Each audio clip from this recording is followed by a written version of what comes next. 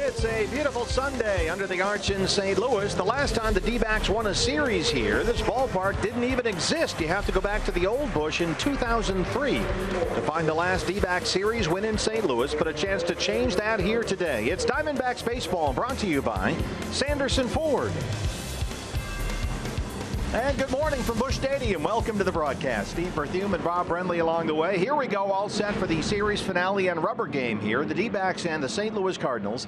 Zack Greinke on the mound for Arizona. Jaime Garcia, the left-hander, before St. Louis. And Bob, that means Michael Bourn is in the lineup for the Diamondbacks. Why is that exactly? Well, because Michael Bourn has great career numbers against Jaime Garcia. He's a left-hander, but the splits aren't really that much different. Michael Bourne's had great success, 7 for 14 lifetime. This will be his 6th start in right field. He's played in 23 games out there over the course of his career. Mostly a right-handed lineup for Chip Hale against the lefty Jaime Garcia. On the mound, a right-hander for the Diamondbacks. It's Zack Greinke. He faced these Cardinals last month at Chase Field. It didn't go well. Didn't go well at all. He has won 4 of his last 5 decisions, including that start against the Cardinals you're talking about at Chase Field. Gave up 11 hits and 7 runs, but fortunately for Zack, the offense busted through against Jaime Garcia for 11 runs of their own in that ball game. Looking for a better result from Zack today. And Chip Hale told us today that Zack Greinke is a much different pitcher than he was a month ago, locating better, different mechanically. In fact, the whole rotation is better over the last month here. So we are set to go. First pitch coming up on Fox Sports Arizona. It's the D-backs and the Cardinals from St. Louis. Arizona.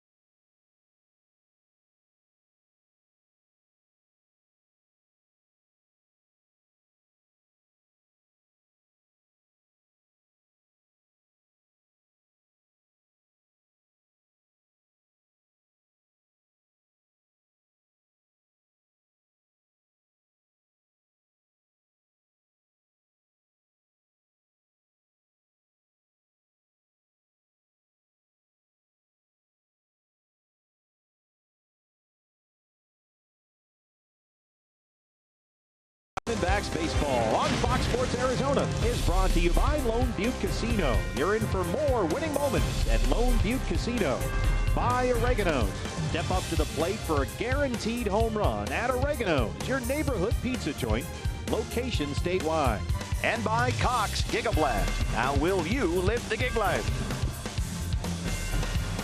Some Cardinal greats memorialized outside Busch Stadium. A beautiful day for a ball game here. The Diamondbacks and the Cardinals just about set for first pitch at Busch Stadium. Todd Walsh will have more from down on the field when we come back.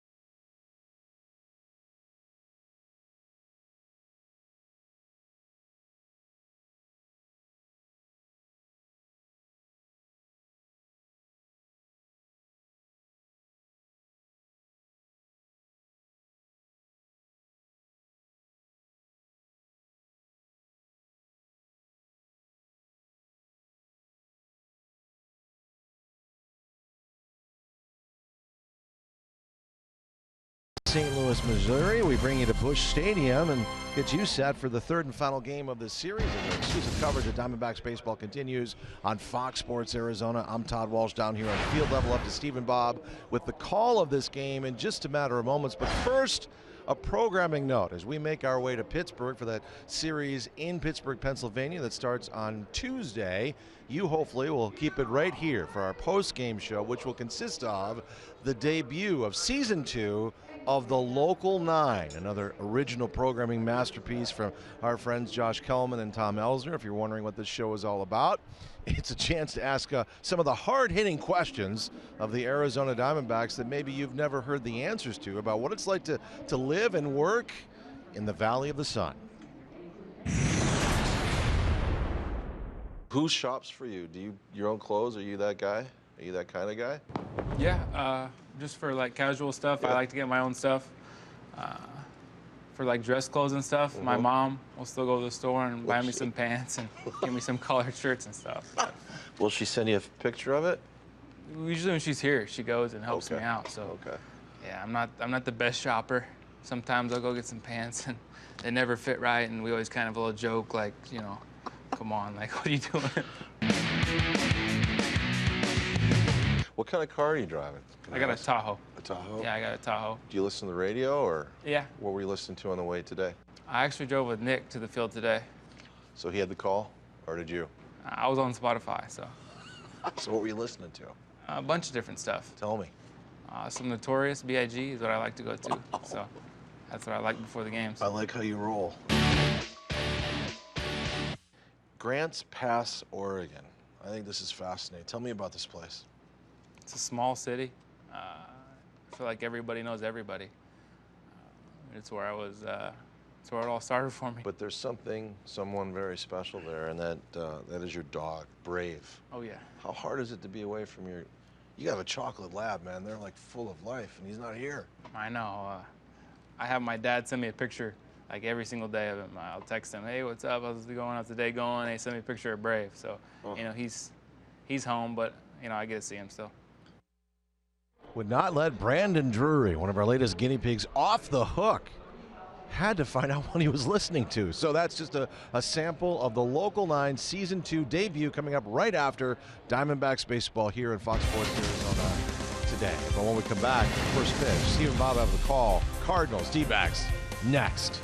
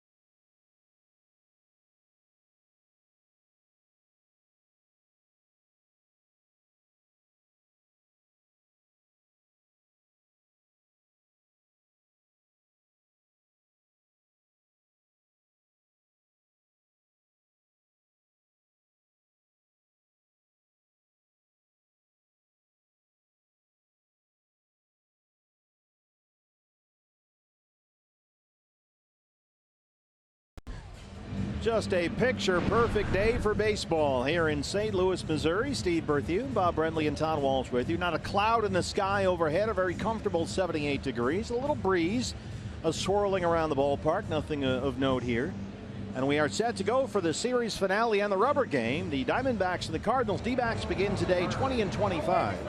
6 games behind the division-leading Giants. A chance today for the Diamondbacks' first ever series win in this ballpark, and it would be career win number 100 for the skipper, Chip Hale. Win one for the skipper. Why not? Here's how Chip Hale will line up his ball club today. Gene Segura will be at second base. We mentioned earlier Michael Bourn out in right field today. Paul Goldschmidt at first base. Wellington Castillo doing the catching. Yasmani Tomas in left. Brandon Drury moves into the infield today at third base. Chris Owings out in center field. Zach Greinke, the pitcher, hitting 8th. And Nick Ahmed, the shortstop, batting 9th. And on the mound for the Cardinals, your Arizona Ford starting pitcher is Jaime Garcia, the 29-year-old left-hander. He's pitched well this season, a 2.86 ERA in 8 starts. The ground ball is a big weapon for Garcia. Helps him keep it in the ballpark. Only 2 home runs allowed all year. He has, though, had issues with bases on balls at times this season. Yeah, walked 3 against the Diamondbacks in his last outing back at Chase Field. This is a guy that when he's at his best, throwing that 2-seam fastball down in the zone, he'll cut the fastball in on the righties from time to time. Has a real good straight changeup he'll use as a ground ball pitch. And as you mentioned before, Chip loading up with right-handers. You really don't have a lot of left-handed options with David Peralta on the disabled list. Jake Lamb and Chris Herman go to the bench today against the left-handed Jaime Garcia. Yeah, Michael Bourn, the only lefty in the starting lineup for the Diamondbacks today.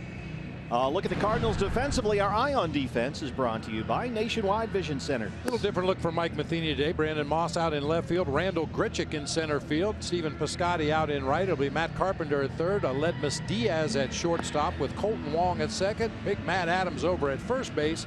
Yadier Molina, yeah, he's catching again. And left-hander Jaime Garcia on the mound. Time now for your Valley Honda dealers. Key to the game. Well, right now the Diamondbacks should be feeling a little bit of 13-year itch. It's been 13 years since they've won a series here in St. Louis, so not only picking up Chip Hale's 100th victory today, but winning a series in St. Louis. Be a great day.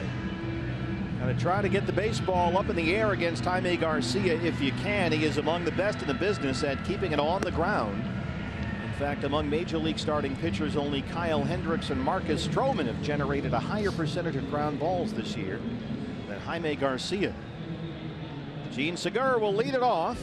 Mark Wagner is our plate umpire this afternoon. He's got the balls and strikes on a perfect day for baseball under the arch in downtown St. Louis. Got to rosin up and get ready for this one. Absolutely. Might have some sun issues on the left side of the field, moving around to the right side as the sun fades away in the west this afternoon. If it doesn't, somebody needs to alert somebody. At Carpenter at third will take a step or two in on the grass. As Segura leads it off, we are set to go, the Diamondbacks and the Cardinals.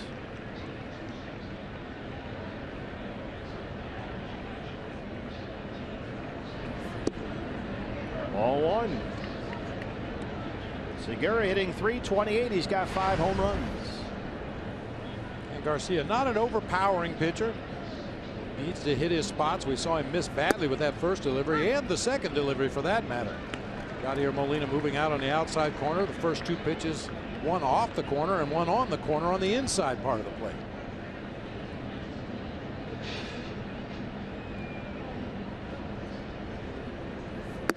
He tries to come in and misses away. Yeah. 2-1. Well, you really have to take advantage of those location mistakes early in the ball game. If Garcia does leave one up over the plate, better be ready to hit it early, because like a lot of veteran pitchers, you give him enough time to settle in on that mound and he will find the corners of the plate. Garcia coming off a loss to the Rockies in his previous start. That was Tuesday here at Busch Stadium. He walked 4 in 5 innings. It was the 5th time this year he's walked at least 3 batters in a ball game. He's made 8 starts. 3-2.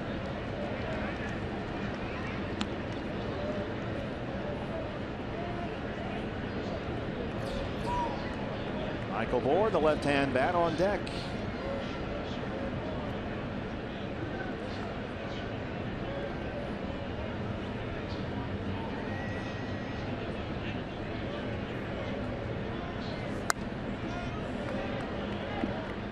Good at bat to start the ball game off by Gene Segura here. Segura took a rare 0 for 5 yesterday, including a strikeout with the bases loaded to end the ball game. He was the tying run at the plate.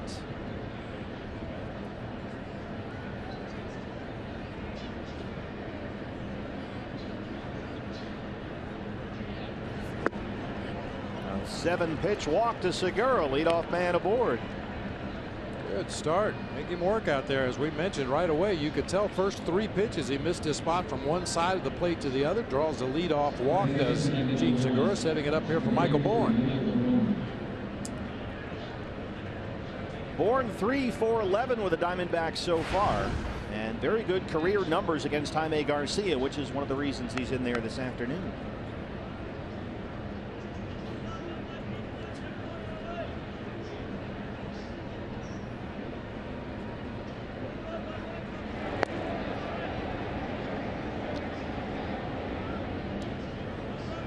Bourn started Friday's series opener here in center field. Had a pair of hits, including a double. He knocked in 2 runs. 7 for 14 career against Jaime Garcia.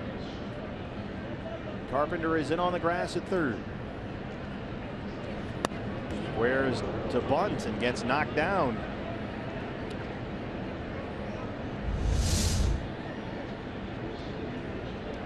Looked like he was looking to bunt for a base hit right there. That's a tough pitch to bunt, that one above your head and behind you. I would think.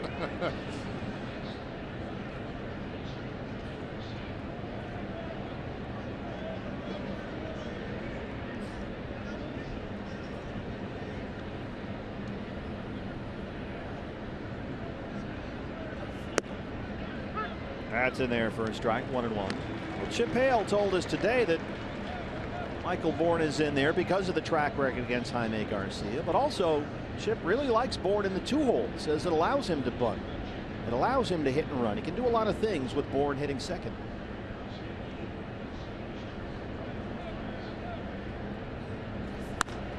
Base hit for Bourne. He knocks it into right field. Segura on the run. He's going to get third base here.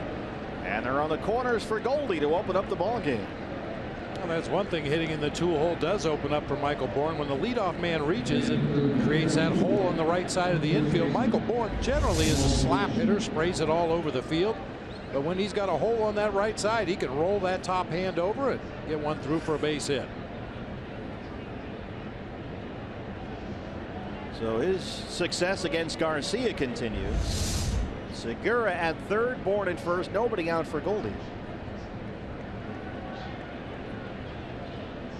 Starting to show some encouraging signs at the plate this weekend. He's had 4 hits and a pair of walks in the series. And he's hitting the ball back up the middle a lot more than we've seen him lately. Takes ball 1. Goldie at 243. He's got 8 homers. And that 243 is highest batting average since May the 3rd.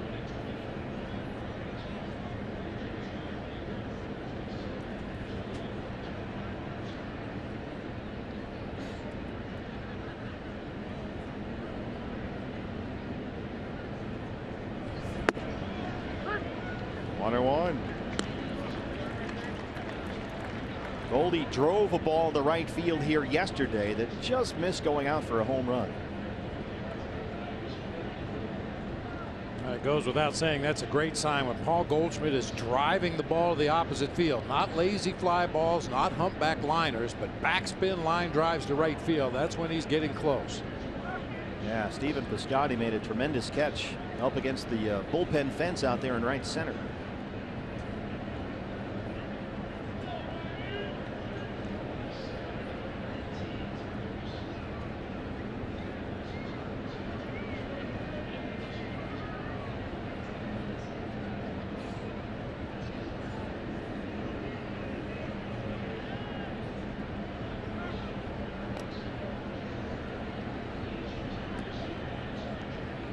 Really surprised when you see a Cardinal pitcher pay a lot of attention to a base runner at first. If the guy has an average lead, why worry about it? Yadier Molina's going to throw him out if he tries to steal anyway. Don't pay so much attention to those runners at first. You got to concentrate on the pitches to the plate.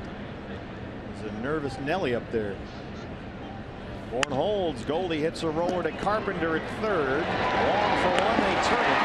Segura scores, and it's 1-0 Diamondbacks.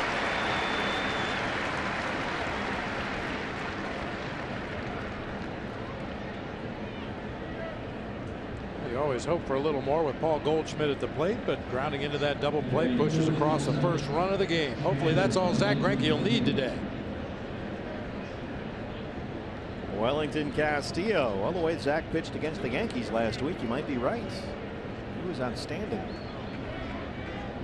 Welly back in there today. 291. He's got 7 homers.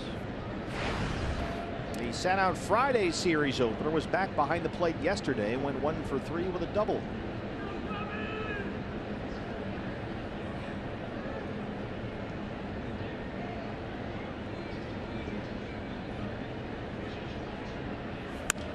Jumps on the first pitch and lines it down the left field line. That's a fair ball. It's in the corner and one hops the wall.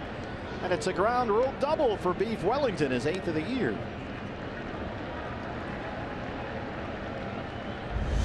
Stay hot. Wellington Castillo got a pitch on the inside part of the plate. He's really been pulling the ball with authority in this series. Shot one right down the third base line yesterday. This one hop and out of play for a ground rule double. Well, this is the bat they need to get going. It's Yasmani Tomas. 289 and 5 homers, batting 5th here today. 4 for his last 25 at the plate. Castillo at second, 2 outs, a run in.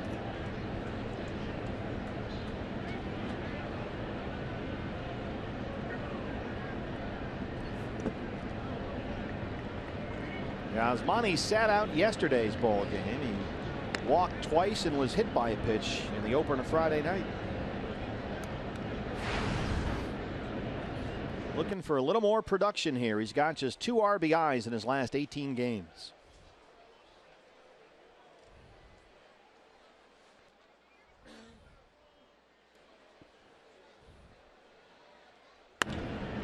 He rolls it into left, a base hit. Matt Williams going to wave Castillo home. Here's the throw from Moss, and it is not in time. There's your RBI from Yasmani, and it's 2-0 D-backs. Asking you shall receive. Need a little more production out of Yasmani. That'll work. Ground ball through that 5.5 hole on the left side. Wellington Castillo with a really good secondary lead out there at second base, and he needed every bit of it. Turns the corner at third. Matt Williams waving him on home. I think the Diamondbacks are probably going to challenge Brandon Moss out there in left field whenever they get an opportunity. Moss was a late addition to the lineup. Matt Holliday was originally out there at left, but he was scratched earlier this morning. So a big 2-out RBI single by Tomas brings up Brandon Drury.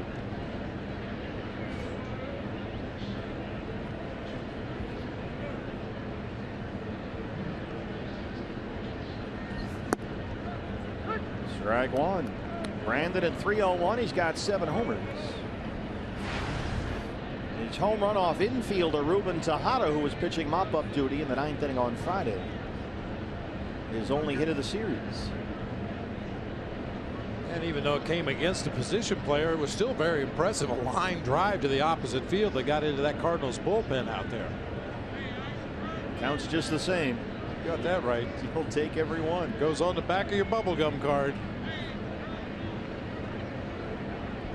So it's already been a long first for Garcia. For the first 5 have reached. A walk and 3 hits. 1-1.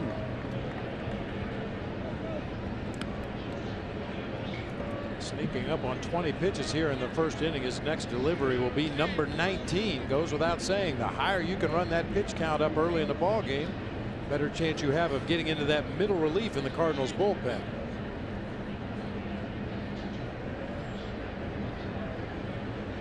One pitch. Up and in, 2 balls and a strike. The Diamondbacks have never beaten Jaime Garcia. In 6 career starts against the Diamondbacks, he's 5-0 with a 2.94 ERA.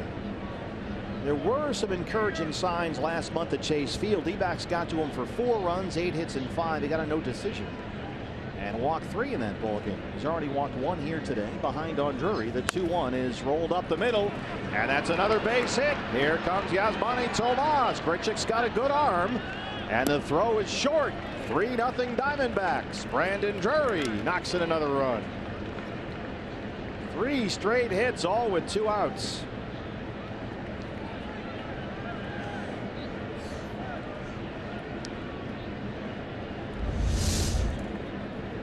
Last time Zach Greinke pitched, this is what happened against him. A lot of ground balls that found holes in the infield. Today it's working well for the Diamondbacks offensively as Tomas motors around third base and he gets on the plate.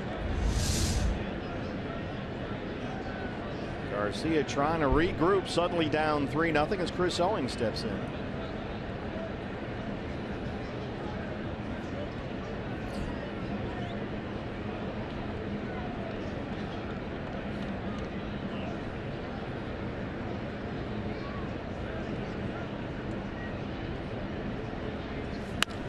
Base hit for CO. The line is still moving. 4 straight 2-out hits for the Diamondbacks. Derek Lilliquist, get out there. Whatever you're doing, stop it. Ouch, quit it. Well, the good news is you clear the pitcher spot here in the first inning with Zach Greinke hitting in the 8th spot. He will come up to the plate next, followed by the shortstop Nick Ahmed.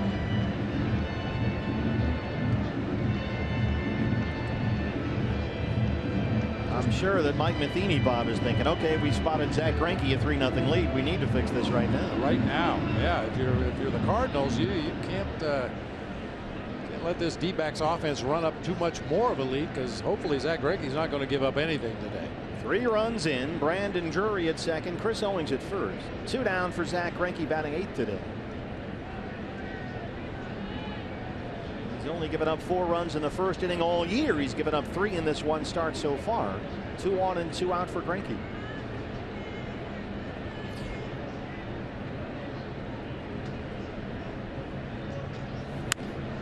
Gets this in the air. Brandon Moss is under it out there in left field. And that's the end of the inning. But the Diamondbacks put up a 3 spot for Greinke here in St. Louis.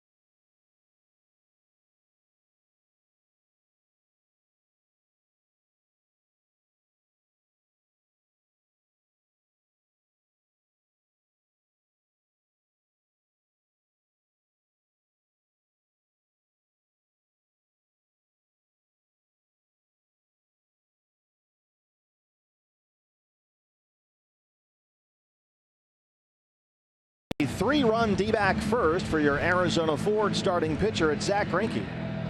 32-year-old right-hander Zack has won 4 of his last 6 starts, including a win over these Cardinals last month at Chase Field, and he was just outstanding his last time out Tuesday against the Yankees. Against the Cardinals in his career, he's 10-4 with a 3.48 ERA in 14 starts, 16 total games, a couple of relief appearances against the Cardinals. Yeah, you're right about that start against the Yankees. His command was just impeccable in that ball game, just dotting the catcher's glove all afternoon. Cardinals begin today 3 over 500. They're 23-20, 7 back of the Cubs in the NL Central. Cubbies come in here tomorrow to open up a 3-game series. Their lineup today. Mike Matheny is going to line them up this way. Matt Carpenter at third base leading off. Aledmus Diaz at shortstop. Stephen Piscotty out in right field. Matt Adams at first base. Yadier Molina behind the plate. Brandon Moss out in left field. Randall Grichuk in center. Colton Wong at second base today, and Jaime Garcia, the pitcher, hitting ninth. And the Diamondbacks will immediately put the shift on for the left-hand hitting Matt Carpenter. He's got a pair of hits and walks in the series.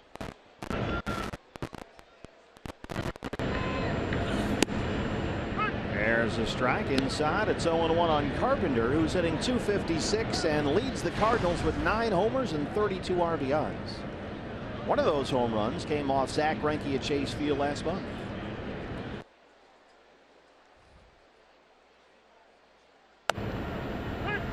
0-2. Conventional wisdom in the game of baseball, when you're trailing by 3 runs after the top of the first inning, usually you take a strike. You need base runners if you're the St. Louis Cardinals, and like I said, that's conventional wisdom, but not always adhered to. He rolls it into the shift. Brandon Drury, the third baseman, is there. A 5-3 putout, 1 away.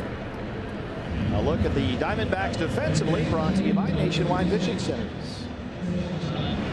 Sowing's out in center field this afternoon, battling that tough sun. Yasmani Tomas will be in left, Michael Bourne in right. It'll be Drury and Ahmed on the left side of the infield, with Segura and Goldschmidt on the right side. Wellington Castillo behind the plate for the right-hander Zack Greinke. Aledmus Diaz, the rookie shortstop. Let's play him straight away. And here's Zack in full grunt mode out there in the mound. He's giving it all he's got. He might have grunted after the call from Mark Wegner, rather. Like a pretty good pitch right there at the bottom of the zone. See the numbers on Diaz. 360 with 6 homers. He gets this one up to right center. Bourne is there. Quickly 2 down. This is the shutdown inning you're looking for to this point. 2 outs on 5 pitches, and here's Piscotty. mentioned for Michael Bourn, this will be his 6th start in right field, his 24th game overall. That obviously started in center field some games, found his way over to right field at some point in the ball game, or came in the game as part of a double switch and ended up playing right field, but his 6th start in right. Strike one. 335 and 5 homers for Piscotty. There's Michael Bourn.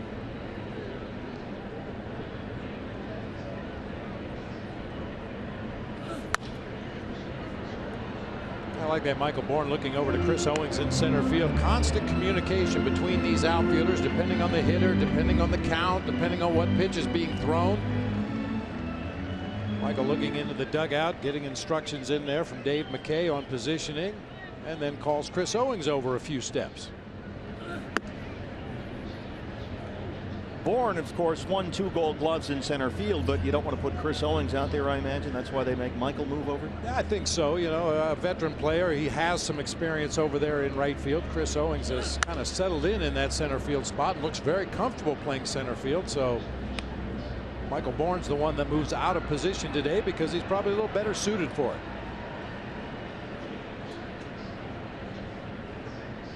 CO looks like a little leaguer with that massive outfield glove. 1-2 on Stephen Piscotty. Piscotty was hitting 4th in this morning's original lineup for Mike Matheny, but got moved up when Matt Holliday was scratched. Just the 2nd time all year Piscotty has hit 3rd for St. Louis. 3 hits and 4 walks in the series.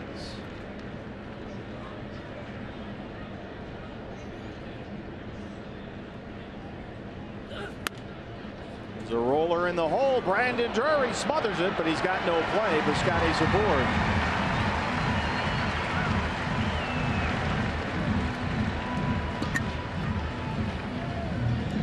Full extension that time at third base by Drury. Just could not recover quickly enough. When he went to get the ball out of the glove, it just popped loose. I'm not sure he would have had Piscotty at first base anyway. Brings up Big City Matt Adams. Diamondbacks will put the shift on here. Adams 291 and 4 homers. He got a splitter that Jake Barrett left up a bit yesterday and homered. And you see the way the Diamondbacks line up defensively against Adams, who's starting to do a really good job hitting away from it, but he lifts this one in the air. Foul ground for Bourn, who makes a running grab right into the wall there. So there's your shutdown inning from Zack Greinke. We are through 1 in St. Louis, and it's 3-0 Diamondbacks.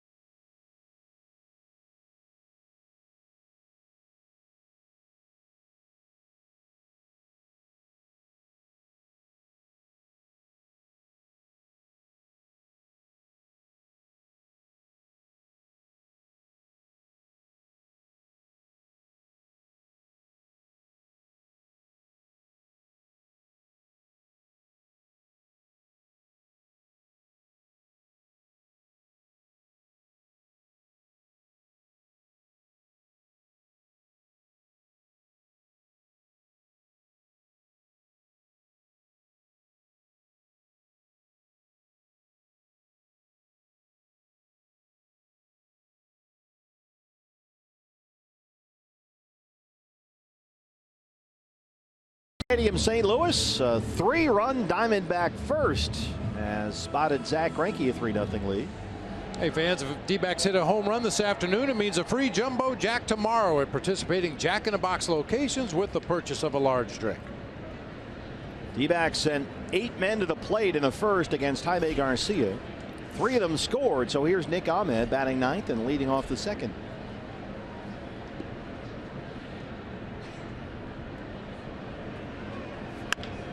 First pitch is rolled by Carpenter. Nick Ahmed, that bat starting to come alive, trying for a hustle double here, and Nick is in there. Nick Ahmed, his 7th double. Had a pair of hits yesterday after sitting out Friday's opener. Well, we speculated back in that first inning that the Diamondbacks might be aggressive on the bases on balls hit to left field. Nick Ahmed just runs right in the face of Brandon Moss right here. He got to the ball in pretty good shape. His throw back to the infield well offline. Nick immediately gets into scoring position here in the 2nd. Picking up where they left off. Here's Segura, who walked and scored to lead off the ball game.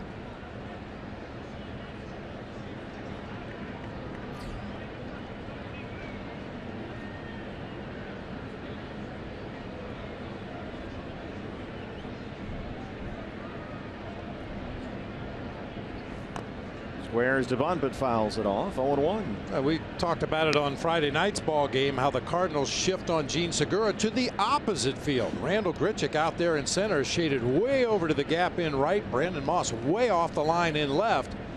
Of course, the spray charts would say that's where Gene Segura hits the ball most often. But boy, if he could pull one down into the corner or in that left center field gap, he could run all afternoon. Cardinals have seen a lot of Gene Segura in the National League Central after his time with the Brewers. Over the head of Matt Williams, it's 0-2.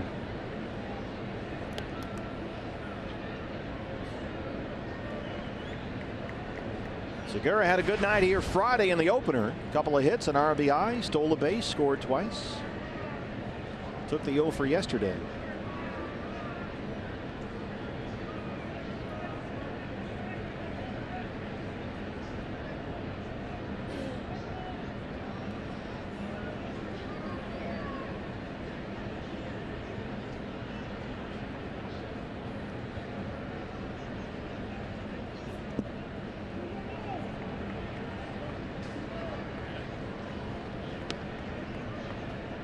I know Diamondbacks fans probably get tired of listening to me talk about Yadier Molina, but man, he saves 90 feet every time that pitch is in the dirt. It's blocked right in front of him. No chance for the runner to advance, as you see where Gene Segura generally hits the ball.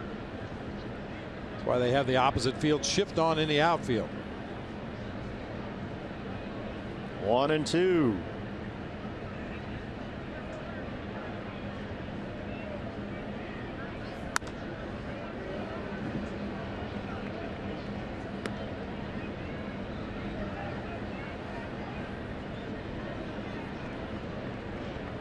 Gene Segura is only 1 RBI away from tying Paul Goldschmidt for the team lead.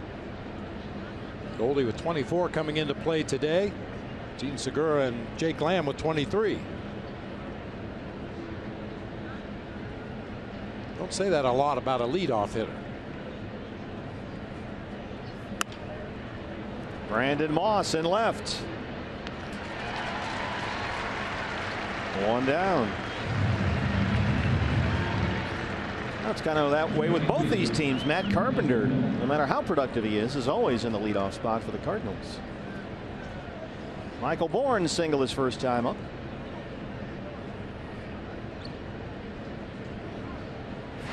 Michael in right field today. Chip Hale told us David Peralta is expected to start taking some swings with a bat tomorrow with that improving wrist that's got him on the DL right now. And they're hoping David will be able to get some at bats in extended spring training games by the end of this week. But they don't expect he'll be ready when he comes off the DL.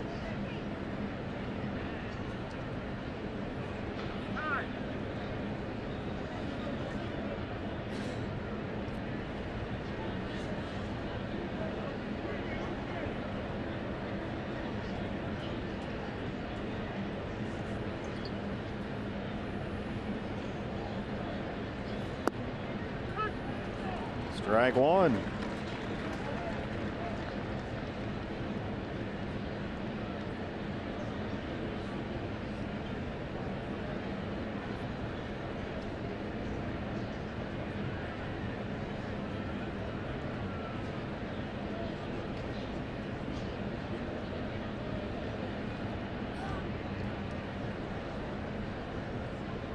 Michael Bourn has been a nice addition so far. 33 years old, a career .266 hitter.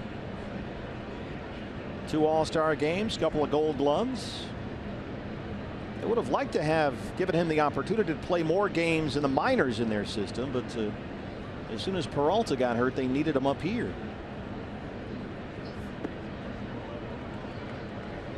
Yeah, need can change want. Yeah. He was released by the Braves in April and a month later let go by the Blue Jays.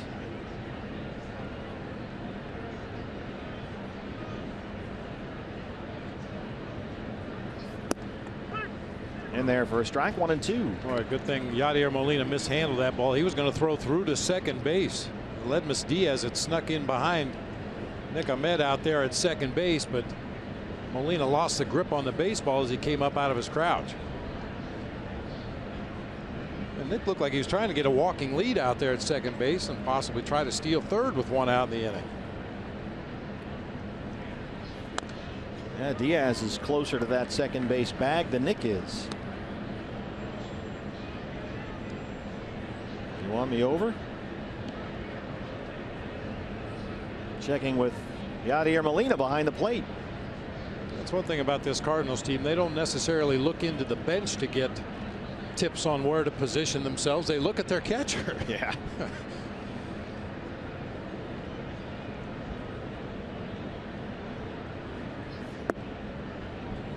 Good take by Bourn there, and the count is even 2-2.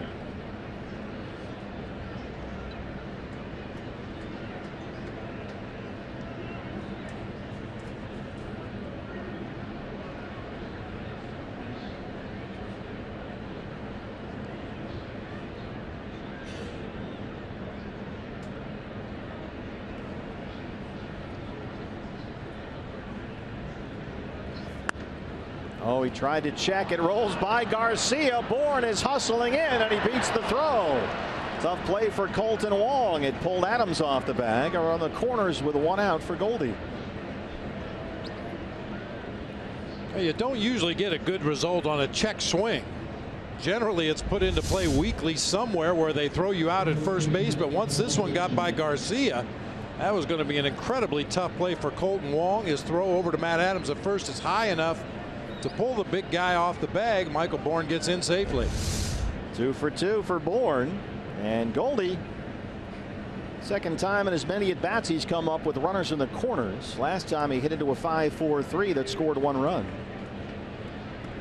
He's got Ahmed at third, Bourn at first, and 1 out.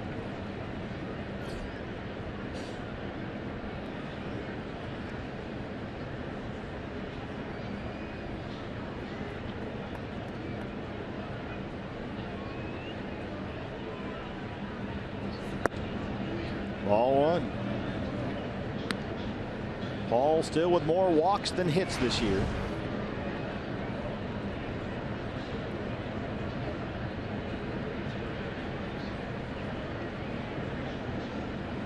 Long look in after that first delivery to Goldie here by Jaime Garcia. You may recall back in that first inning, Zach Greinke threw a pitch at the bottom of the zone and didn't get the call. Now Garcia doesn't get the call on a very similar pitch. Something to file away if you're a hitter. I'm not calling that fastball down there at the knees. Well, Garcia, as we mentioned, is a sinker ball pitcher with a great ground ball rate. He needs those low strikes. He's got to work down in the zone to be successful.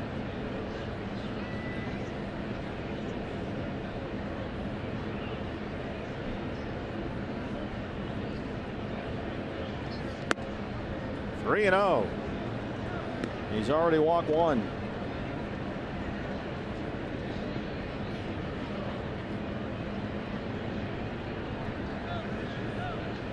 We've seen Paul Goldschmidt be more willing to swing at 3-0 pitches this year. See if he takes a hack at this one if it's to his liking.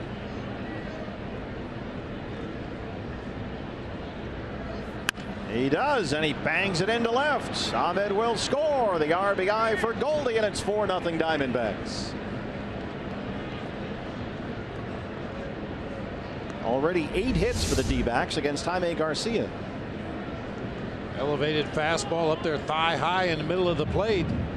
Diamondbacks have been using that hole between third and short to their advantage throughout this entire series. The right-handers pulling balls that direction, the left-handers shooting balls that direction. Another mound visit for Derek Lilliquist.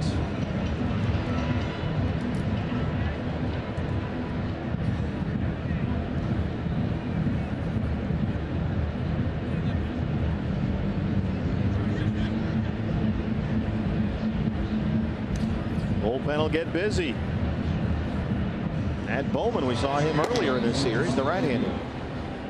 That's one of the toughest things for a manager, to recognize when one of your veteran pitchers that you're counting on just doesn't have it on a given day. Will he find it? Will he get back to throwing quality pitches and getting easy outs, or is he going to continue to struggle? Mike Matheny doesn't look like he's going to be very patient with Jaime Garcia today, getting work in the bullpen already.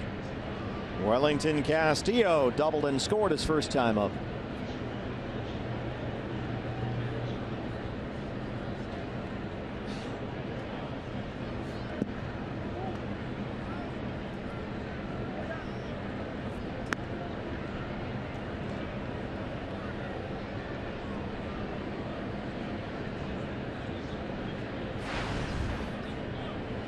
Wellington, a D-backs hitter that's been working that left side with good effectiveness in this series. Ground balls through the hole, hit a ground ball right down the third base line yesterday. Keep getting these favorable hitters counts. You got to love it. 40 pitches for Jaime Garcia, only 23 strikes. 2-0 to Castillo.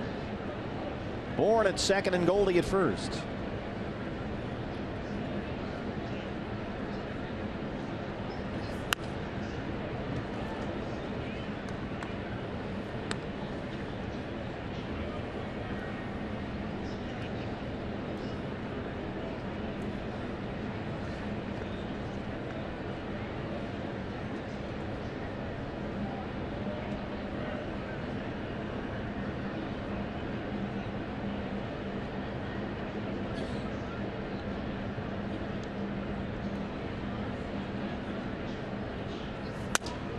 A roller right side. Colton Wong has got only one play. They get the out. Everybody moves up.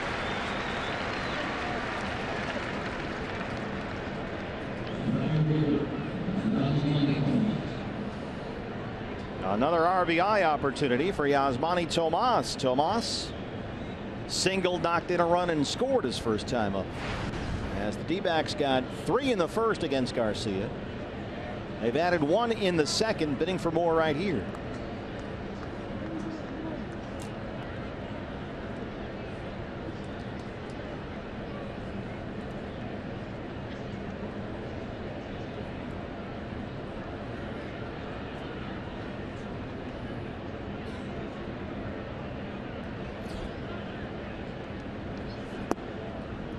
Strike 1.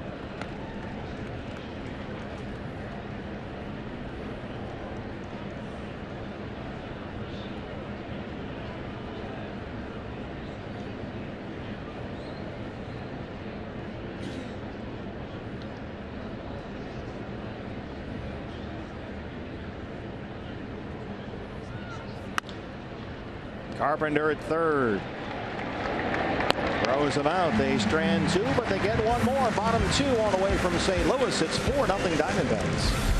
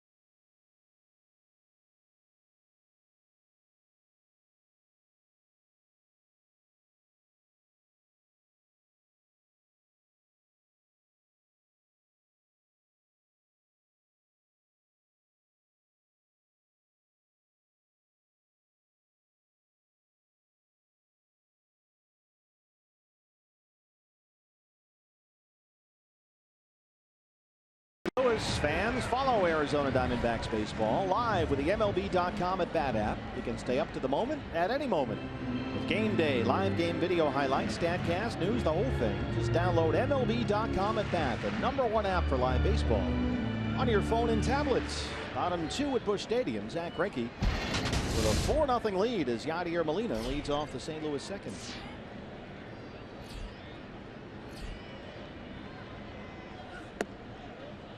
Another first pitch strike from Greinke. Molina 313. He homered here yesterday. A home run off Andrew Chafin, his first of the year. And his first in 232 at bats dating back to last August. It had been a while. Hey, Yadier Molina is one of those guys that is a really good situational hitter. If you give him holes defensively in the infield to shoot at, he'll look for a pitch to go that direction. About the only time you see him try to hit home runs is if he's up there to the plate in a situation like this. Nobody on base. Occasionally with 2 outs, he'll try to whirly bird one out of the ballpark. But throughout his career has always been a more effective hitter with runners on base. Yeah, if you include the postseason last year, it had been 69 games since Molina had homered. His ability to hit the ball hard was really hampered the last couple of years by serious thumb injuries. But Mike Matheny saying now Molina looks like the kind of hitter the Cardinals saw before he started having those issues. Just does get a piece to stay alive. That was the definition of an emergency swing right there. That ball was nearly in Wellington Castillo's glove when Molina just flipped the bat out there and got a piece of it.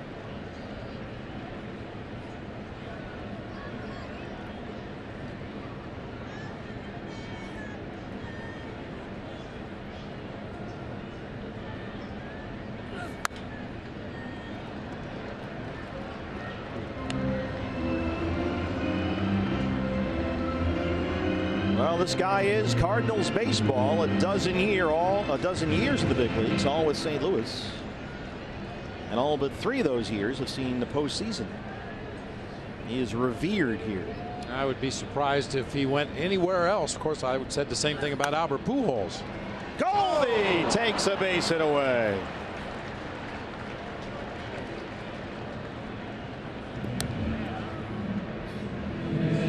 Just robbery right there. That looked like a base hit into right field, and Goldie playing well off the line at first. Most first basemen wouldn't get to that ball. Yeah. Because they play much closer to that foul line, but Goldie plays over in that hole with a right-handed hitter.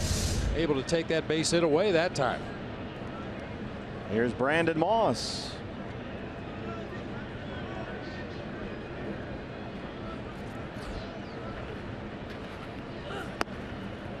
D-backs have the shift on for Moss, who's at 217 and 7 homers. He had a pinch hit 2-run double Friday.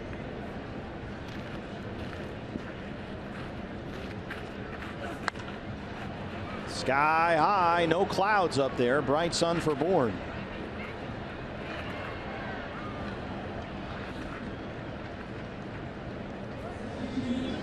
Nice job. Keep your feet moving. Even though he has played out there before, it's not his natural position in the outfield, so just constantly kept his feet shuffling as he got underneath that ball and then had to back up a couple more steps to make the catch. Randal Grichuk will start in center field today. 219 and 5 home runs. He was back in the starting lineup yesterday after tweaking his lower back Thursday. Yesterday he singled and struck out twice.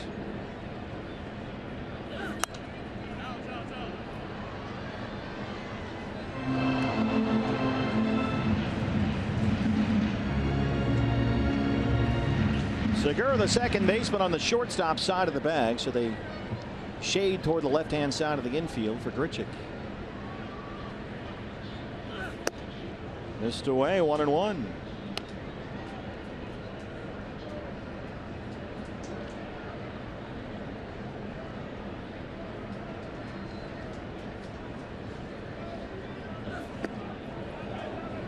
He did not go. Marty Foster down there. Chip Hale said today this is a big game for the Diamondbacks. Their ace is on the mound against a good pitcher.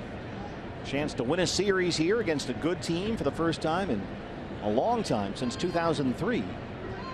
And he wanted his group ready to play from the first pitch. No mental errors, and they have done exactly that. Jumped out to a 4-0 lead. Popped up first base side for Goldie, fighting that sun.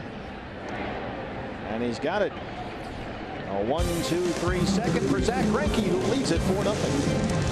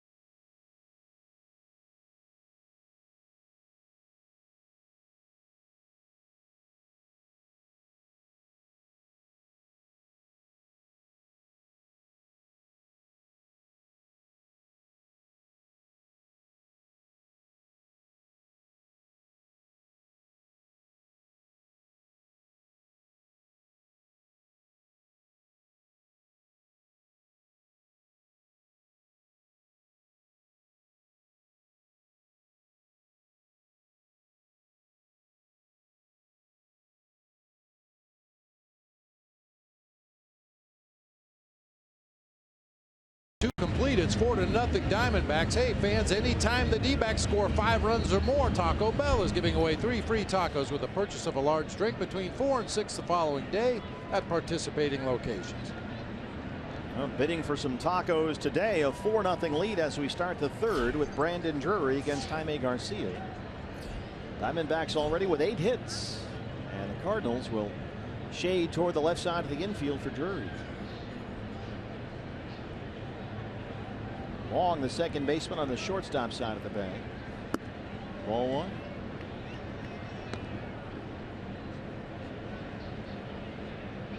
Bob, you and I were both surprised. Cardinals really don't shift all that much. They don't seem to be part of this wave. And it could be the fact that the Cardinals pitchers in this series so far haven't been consistent about hitting their spots. That's what really sets up the exaggerated pull shifts. If you can execute your pitch where you want it, where that guy is most likely to hit the ball into your shift, then it turns out to be a good defensive move. But if you got guys that are missing their spots by 2 feet, it doesn't really do much good to put a shift on. And that has been Garcia today. He's had trouble locating.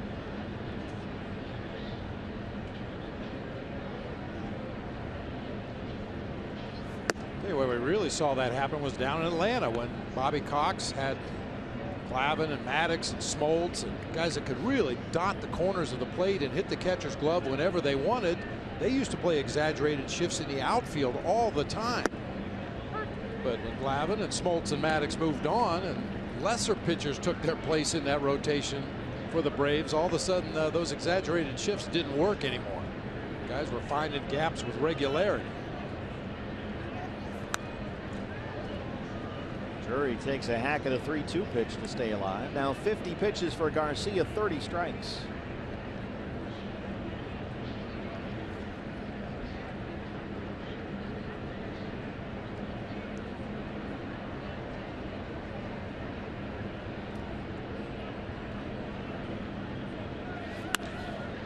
Lines it off the glove of Diaz, and it rolls into left center. Diamondbacks have the leadoff man on base for the 3rd consecutive inning. I would assume that'll be ruled a hit. That ball was smoked to the left side of the infield. Diaz just went into a dive from his stationary position here. That ball was by him before he could get his glove out there and try to knock it down. Yeah, Brandon Drury 2 for 2. Now 9 hits for the Diamondbacks.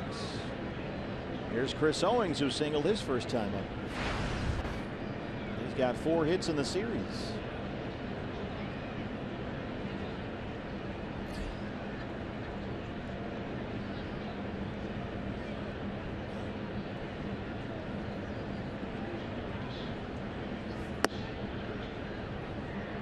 So Chris has now hit safely in 5 straight games and 12 of his last 13. And during that stretch, he's hitting over 350.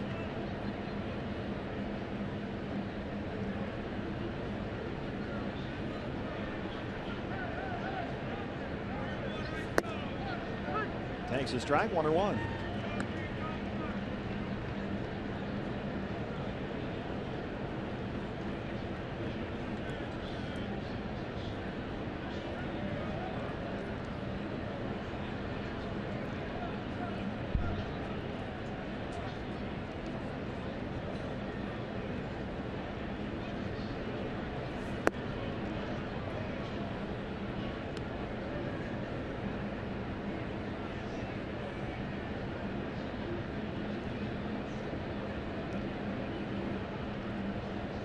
Chris has had a very good month at the plate. The batting average since May 7th has come up more than 35 points.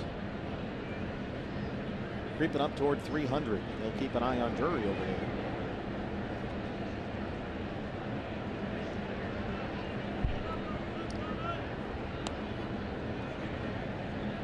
Not always easy to make that average creep up the way Chris Owings has. Once you get up over 100 at bats, to have a 2-hit day to move your average up 4 points, you know. Yeah, last 13 games, 5 extra base hits, 8 RBIs. Rolls the 2-1 right by Drury and into right field. CO 2 for 2, and Brandon heads for third. Owings streaks for second, and he is out of there.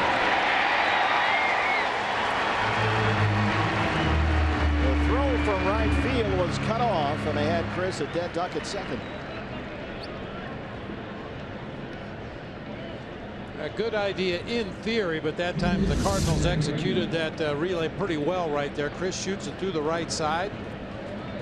Drury's going to turn the corner and try to advance to third base. That draws the throw from the right fielder Stephen Piscotty, and CO thought he could sneak in the back door, but you could see Matt Carpenter stepped way up in front of the play at third base to get the out at second. 9-5-6 on the putout, and that ends the day for Jaime Garcia. 4-0 Diamondbacks.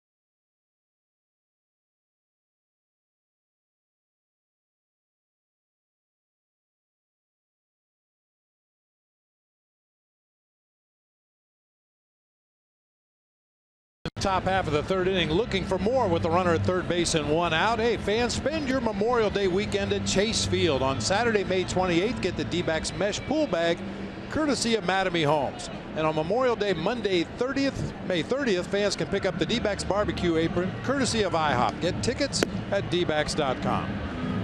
New pitcher for the Cardinals, the right-hander Matt Bowman. We saw him on Friday in the series opener. He worked 2 scoreless innings.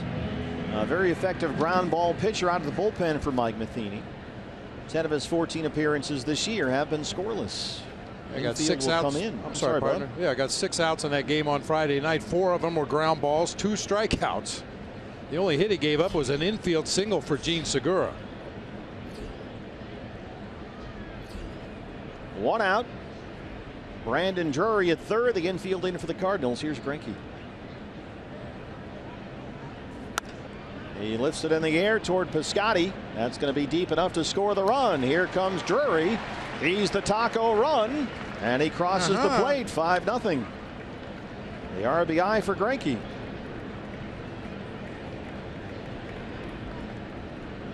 You rarely see a manager make a pitching change to face the opposing pitcher, but that's what Mike Matheny did right there, bringing in Bowman to face Zack Greinke, and Zack greets him with a sac fly to right field for the 5th run of the game, and tacos.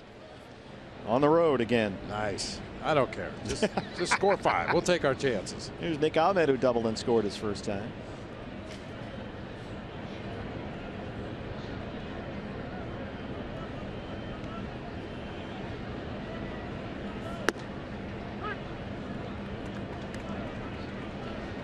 Boy, the bat has really picked up for Nick. A couple of hits yesterday. He's had 2 hits, in fact, in 3 of his last 4 games. Already 1 for 1 today.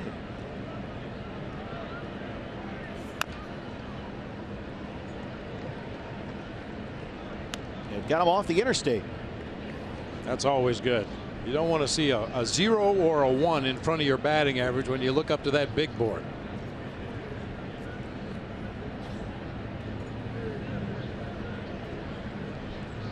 You know, and as far as trying to raise your average up to respectability, you have to realize that it's taken you a month and a half to dig yourself into this hole. It might take longer than that to get out of it. Aledmys Diaz makes a nice play to throw out Ahmed. But the Diamondbacks tack on another run. They lead it 5-0.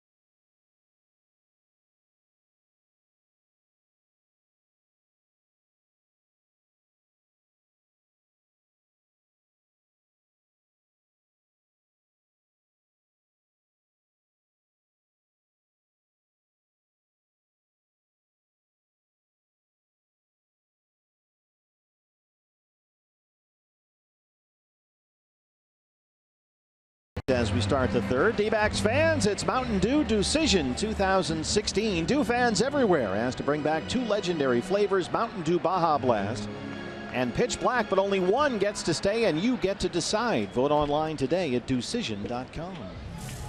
Colton Wong leads off the Cardinal 3rd against Zack Greinke, who leads it 5-0. And he drives the first pitch into the gap in right center. It rolls all the way to the wall. And Wong will pull into second with his first double this year. He had only 3 extra base hits all season. I mentioned earlier, conventional wisdom in this game when you're down by a lot of runs early is to take a strike. But as I said, not everybody adheres to that. Kolten Wong picking on the first delivery he sees from Zack Greinke and finds that gap in right center. So Jaime Garcia removed from the ball game before his spot in the order even came up. Matt Bowman will be the hitter. Long discussion down there with Chris Maloney, the third base coach. This looks like the first at bat this season for Matt Bowman, which stands to reason. Middle relief pitcher usually comes in for an inning or two and then is out of the ball game before he has an opportunity to swing the bat. But Mike Matheny looking to get some length out of his right-hander today. He'll leave him in there to bunt, I would assume. Goldie in from first. Brandon Drury will stay near the bag at third with Wong at second. That one's fouled back. Yeah, Jaime Garcia today goes only 2 1/3. That's his shortest outing since June of 2012. So it's a bullpen day for the Cardinals, and this is the first career at bat in the big leagues for Matt Bowman.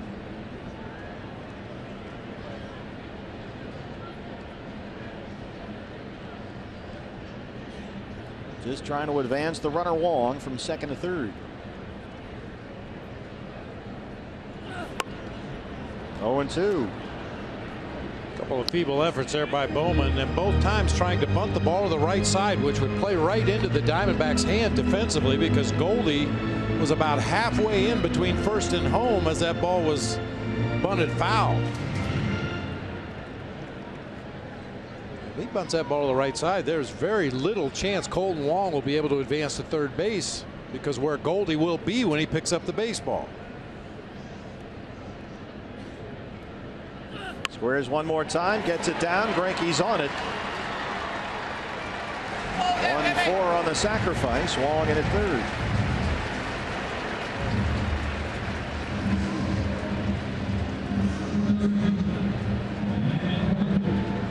Matt Carpenter now.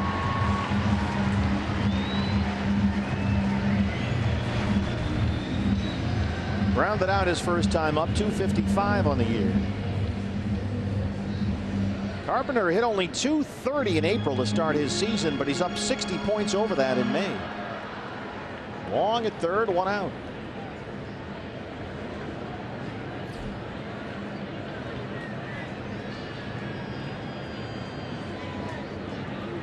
Diamondbacks will overload the right-hand side. There's a strike, 0-1. Brandon Drury stays close to the third base bag, and Nick Ahmed moves over to the first base side of second.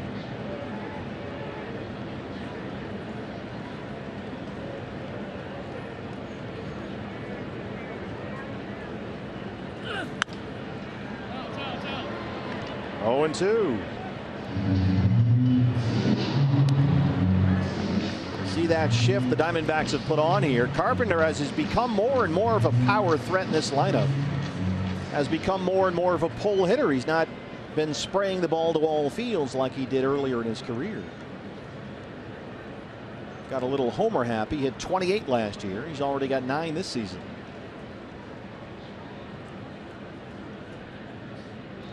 Greinke at 30 pitches, 25 strikes.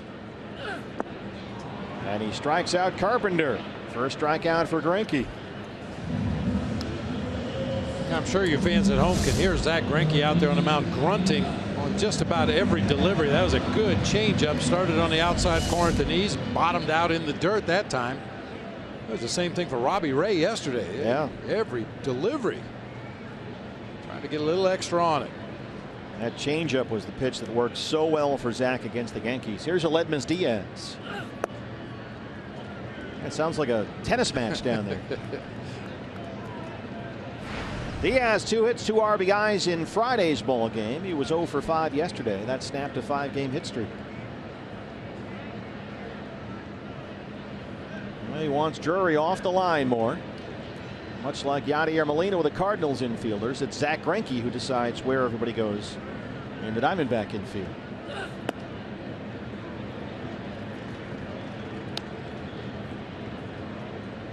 Some pitchers particular about that, more so than others. Oh yeah. I mean, they know what's been hit hard in play against them and where it's been hit, and where they hope their defenders are positioned for certain hitters, and that time Zach looked over and saw Brandon Drury a little too close to the third baseline.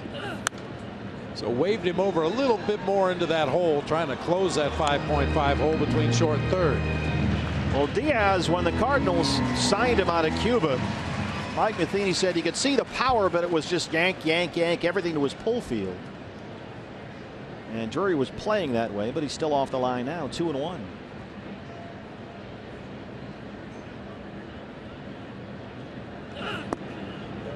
In there for a strike, 2-2.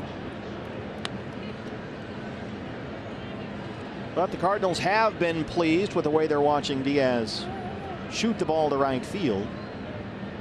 He's got good power. It'll carry to right and right center off his bat when he goes that way.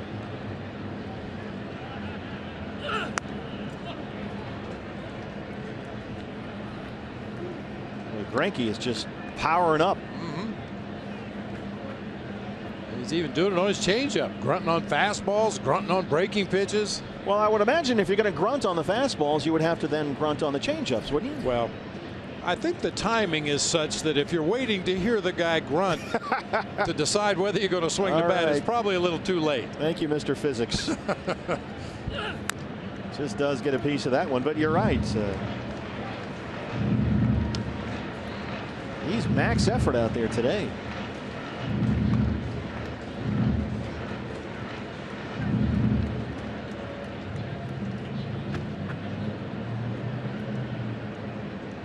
Again, Zach is looking over, checking Drury, spot at third. 2 outs, 2-2, and a Aledmys Diaz. There's another grunt. He misses there. Full count, 3-2. I would imagine sometimes it's pitch specific. If you know you're going to throw a changeup to a right-handed hitter who has a tendency to pull the ball, then maybe you want him a little closer to the line. But if you're going to work him away with hard stuff, he's less likely to pull the ball right down the third baseline, and then you want the third baseman over there in the hole where Brandon Drury is now. Diaz really making him work here. 3-2 pitch. He missed away. First walk issued by Greinke. And he'll deal with Piscotty. Missed by much. Been a couple of borderline pitches Zach wanted in this game. Just off the corner. Great location. Unfortunately, just missed. Oh, he's got his work cut out for him with Piscotty, who has been among their best hitters as of late.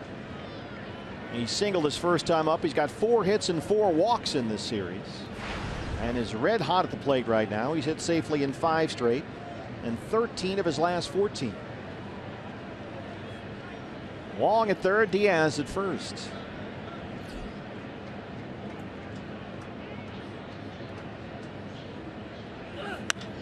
First pitch swinging, drives it deep to center field. Chris Owings has room out there. He's on the track and he's got it. And Greinke strands 2. It's 5-0 Diamondbacks in St. Louis.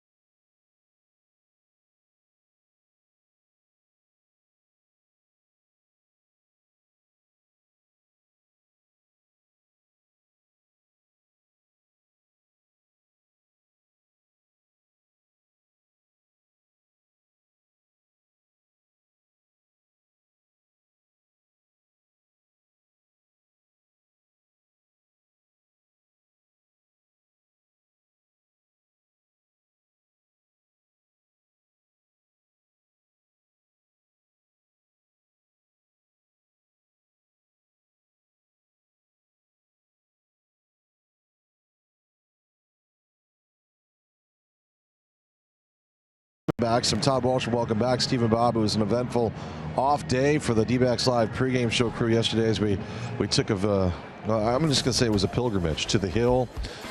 Paid our respects to the childhood homes of Joe Garagiola and Yogi Berra. There's St. Ambrose Church, and right across the way we went over to Milo's Bocce Garden and threw some balls around. Bocce, by the way, as I learned from my man Joe.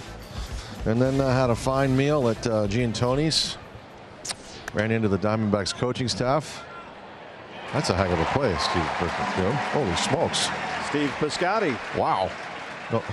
You don't see that in bocce ball or, no, you don't. Or bocce. Bocce ball. I had that wrong. And look who we ran into at the end of the evening at Giantoni's, the Diamondbacks coaching staff hanging out there. I pushed the cannoli really hard and the chicken parm because I knew a guy that I just met. Leave the gun, take the cannolis. Absolutely. I will tell you, though, it was just a piece of history. American history is like going back in time, as it's told you earlier today, Steve, like 1930s America, the generational homes in the neighborhood, and literally a stone's throw from Yogi to Joe. I mean, it was stunning to me to stand there in the middle of the road and realize how close they were just in terms of geography. And the rest, as they say, is history. I love the text you told me that you got from Joe Jr. Amazing. He said that nothing has changed. And he asked me to look for, I believe it was paint marks on the streets or on the sidewalk where they ruined Yogi's dad's paintbrush because Joe and Yogi were painting hash marks to play football. In the street. In the street. Love it. And I was just imagining, I was looking down the road and I was just imagining them running home from school. Nearly run over by an Edsel or something. Yes. Grabbing a bat and a ball and going to play the game of their lives. That's the sense I got. It was a spectacular day, a perfect day. Hopefully we'll get it up on our social media platforms just so you can get a taste. I highly recommend, if you're ever here in St. Louis, get up to the Hill. Michael Bourne. Great job, Todd. Nice play by Carpenter at third. Spins and throws. Two nice defensive plays by the Cardinals here to open up the fourth. Well, Todd was telling me all about that earlier. Yeah, I guess it's like a time capsule on the Hill here in St. Louis. You step right back into the 1930s and 40s. Here's Goldie now. He is hit into a double play and knocked in a run with an RBI single.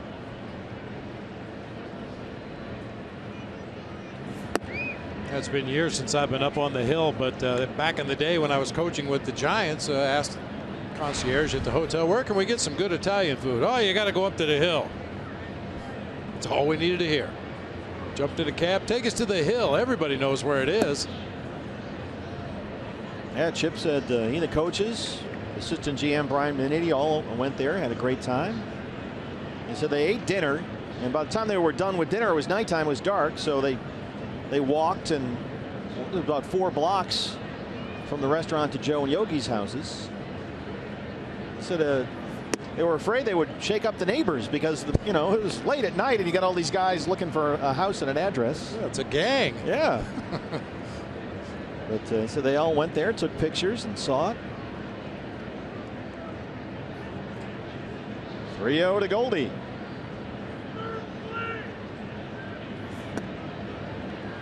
Walked him. Goldie was waiting for Mark Wegner to give you the routine 3-0 strike, but it's ball 4. That 3-0 pitch is almost automatically a strike if it makes it to home plate in the air, but that was another one down there at the bottom of the knees, and Mark Wegner just has not given that pitch to either team today. And much like Jaime Garcia, Bowman is a real sinker ball guy. He lives by the ground ball out. He needs that pitch. Goldie at first, 2 down for Castillo. He has doubled and scored and grounded out, 1 for 2.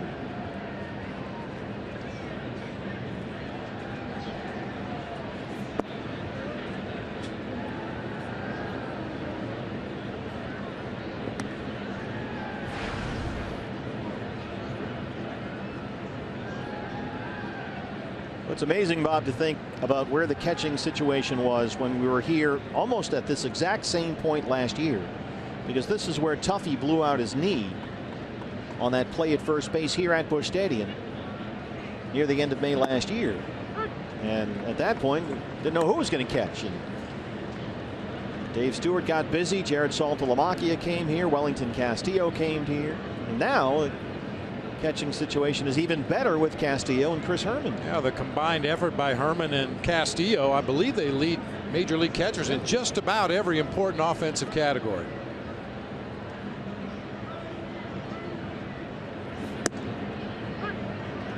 One and two. And Chris's performance is making it a lot easier for Chip to give Wellington Castillo more off days, which he said he absolutely had to do this year because, well, he sort of ran out of gas about the end of August last season. They had a hard time taking him out of the lineup last year, the way he was carrying the team for different stretches offensively.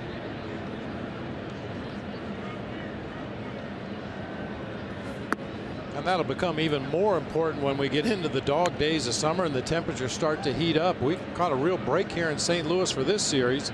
Very comfortable baseball-like temperatures. Humidity is very low. Yeah, it's a perfect day here today. Just perfect. Upper 70s, low 80s, no clouds, very little wind, very comfortable. Fights that one off. It stays fair. Bowman's got it. And he'll apply the tag. That ends the inning. He strands the 2-out walk. Bottom 4 coming up. Diamondbacks have a 5-0 lead in St. Louis.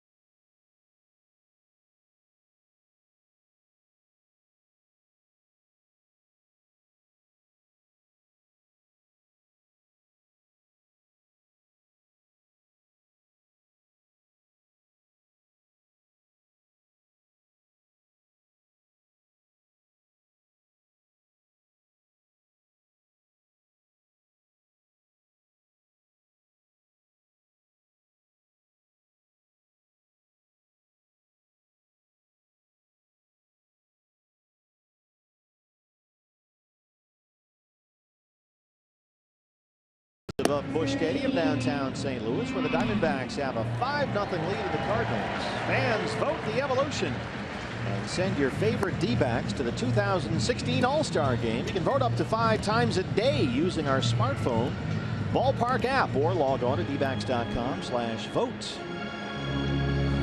You can vote 5 times a day. Just start clicking away. Yeah. And you got to do it because you know the Cardinal fans are going to be voting for their guys. The Reds fans are going to be voting for their guys. The Dodger fans doing the same. If you want to see some D-backs in that All-Star game, www.click. Start voting. Matt Adams, shift is on. Adams flying out his first time up. He got off to a very slow start this year, Matt Adams. As you can see, he's just under 290 right now. And it's really rebounded big time.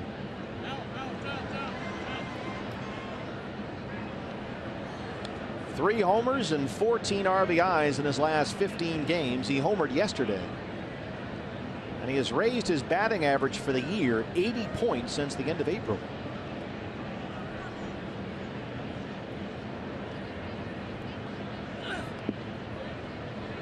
And that's come right as Brandon Moss, who was playing a lot of first base the first month of the year, has nosedived a bit. So Adams' timing is very good. Says the way everything is going right now is the way he wants it to be when he's in the box, feeling comfortable up there and swinging at good pitches. We talked earlier about Yasmani Tomas needed to get it going, start driving the ball a little more. That's how important he is to the Diamondbacks lineup. And I think the same thing could be said for Big Matt Adams. If he's hitting the ball out of the ballpark, that changes the whole complexion of this Cardinals lineup. And it's interesting, Bob, to see the way the Diamondbacks line up here defensively, because his home run yesterday was his third opposite field home run this year. He's always been a dead pull hitter, but he's really adapting and evolving. Tries to shoot that one just down the left field line, but it's fouled. He's seen some heavy defensive shifts, but he's really worked hard to counter that, and he's got some good power to the opposite field. And he is one left-handed pull hitter that will bunt, especially in a situation like this, leading off an inning. Maybe not trailing by 5 runs, but in a close ball game where the Cardinals need a runner to start an inning, he'll try to bunt that ball to the third base side. Chases a high fastball and strikes out. Second strikeout for Greinke. Up the ladder fastball that time. Got Adams to expand his zone big time. Shoulder high, up and out over the plate. Yadier Molina laced one. A line drive between first and second on which Goldie made a spectacular diving stop. Laid out full tilt and took at least a single away. Maybe extra bases. That's in there for a strike. This is Goldie to lead off the second. It's our Chaz Roberts Cool play the game.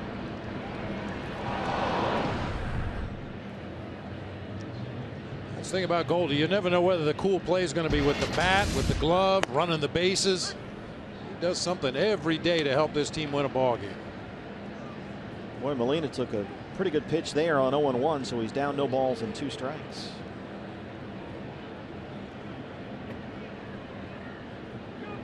Greinke has given up just 2 hits so far. He's walked 1, struck out 2. And he gets Molina to chase. Back-to-back strikeouts open up the 4th. Zach has been slowly incorporating his breaking pitches.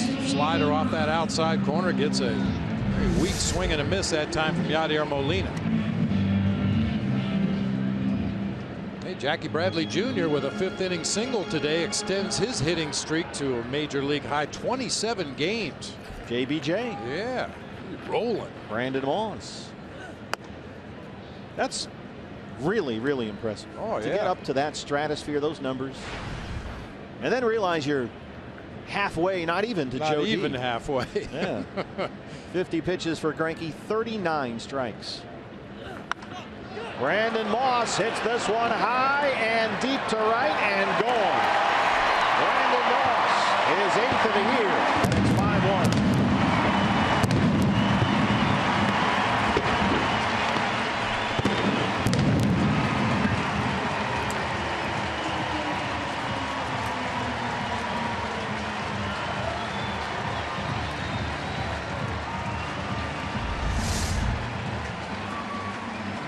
Ball out over the plate. Wellington Castillo had set up inside on Brandon Moss, trying to tie him up in on the hands, but that pitch straight out over the plate, and Moss put a charge on that one. He was not in their original starting lineup. It was Matt Holliday. We're not sure why Holliday was scratched, but the first lineup card the Cardinals posted had Holliday in there, not Moss, so that's worked out already. Randal Grichuk.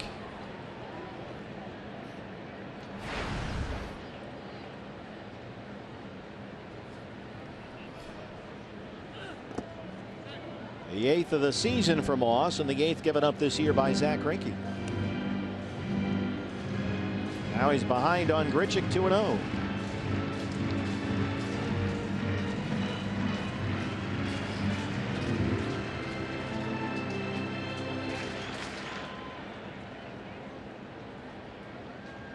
Diamondbacks overload the left-hand side. Segura on the shortstop side of second.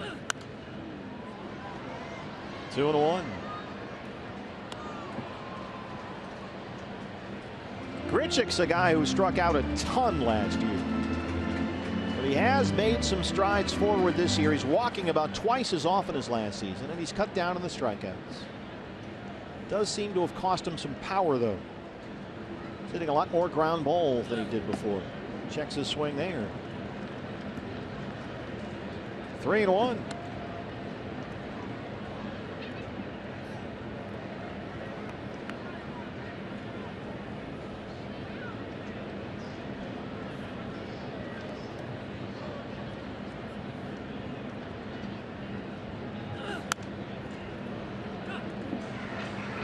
Zach leaving a few pitches up here in this inning, including the home run by Moss.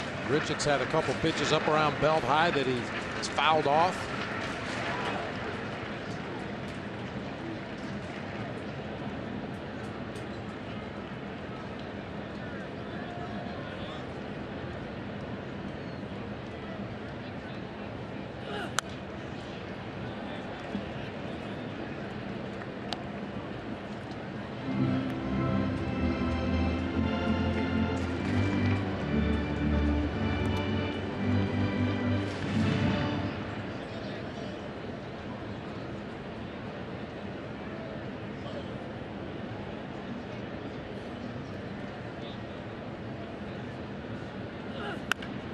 Hold down the line fair, but right to Drury. And that's the end of the inning. But the Cardinals get one on Brandon Moss's 8th of the year. Through 4, it's 5-1 D-backs.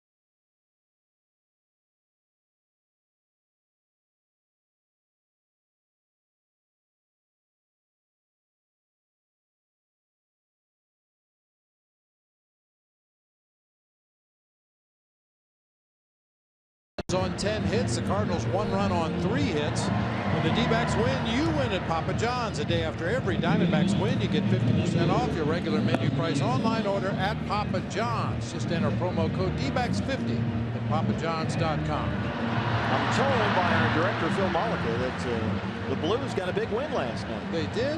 They're not dead yet. Series is all tied 2-2. Must have missed the parade that went by the hotel last night. As Manny Tomas leads off the 5th against Matt Bowman. They have a parade every time they win a game. Well, just Phil Mollica, our director. Just him marching around the hotel. It's no Rose Bowl parade, but it's not bad. There's a strike on 1. Tomas, an RBI single. He scored a run in the first, grounded out his last time up, 1 for 2.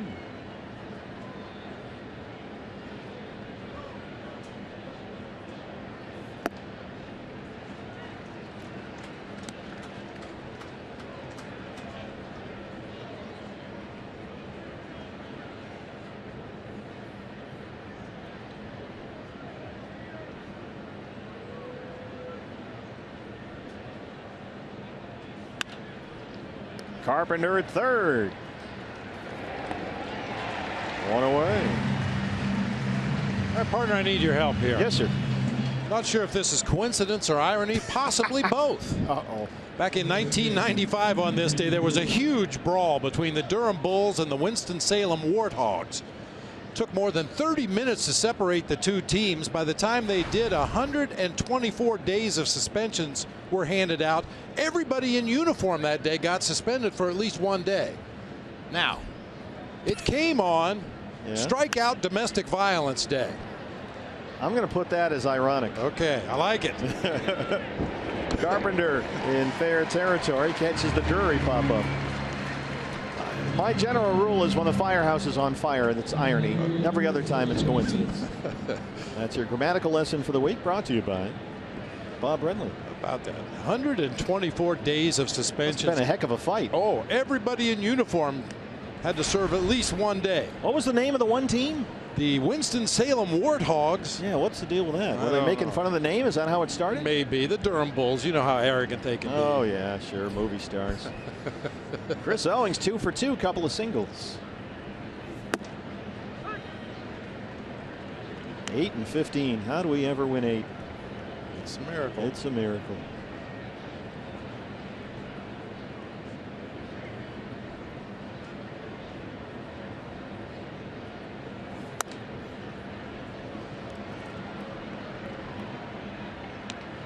Well, Diamondbacks, as Bob mentioned, about hit the Cardinals 10-3, but Bowman not messing around in the 5th. 2 quick outs ahead of Owings, 0-2. Bowman looks like a guy that might work out for the Cardinals. He was a Rule 5 pick from the Mets this offseason. And, you know, occasionally those Rule 5 picks can end up just taking up a roster spot for an entire season. Bowman looks like he's going to be a usable piece out of that bullpen for Mike Matheny. He gives you, from the windup, a little bit of the Johnny Cueto. It's like Cueto light, but there's a little bit of a turn there. And a little stop right there. Just kind of a little pause as he goes into his step back and then finishes delivery. Adams at first. Another ground ball out for Bowman, 2 in the inning. He has set down 4 in a row, but the Diamondbacks lead the Cardinals 5-1.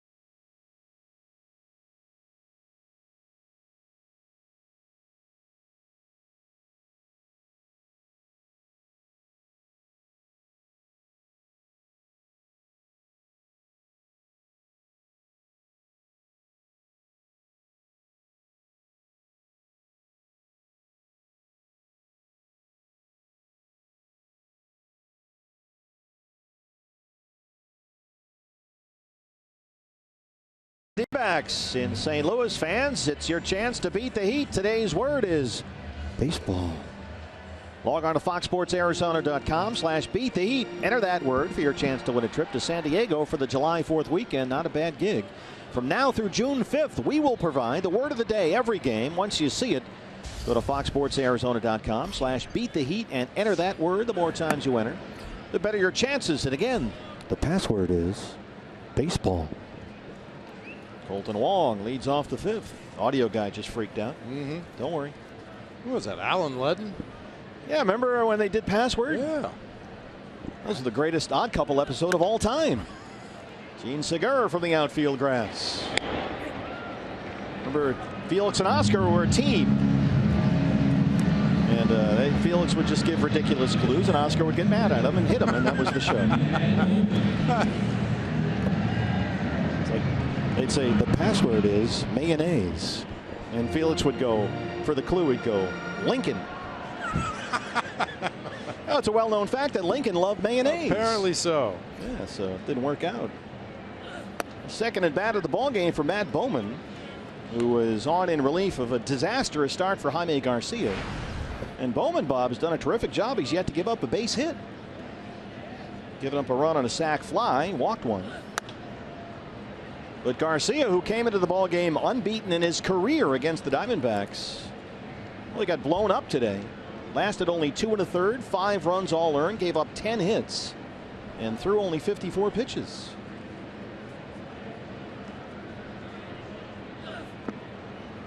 Yeah, the reality is it probably could have been a lot worse for Jaime Garcia. You know, 10 base hits and a walk in 2 1/3 and get away with only 5 earned runs. That's pretty fortunate under the circumstances.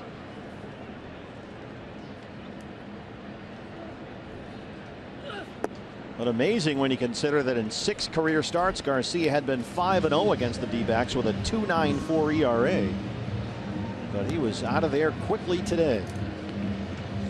4th strikeout for Greinke, 2 down. Here's the leadoff man, Matt Carpenter. Carpenter's 0 for 2. That's not easy to do the way this guy hits.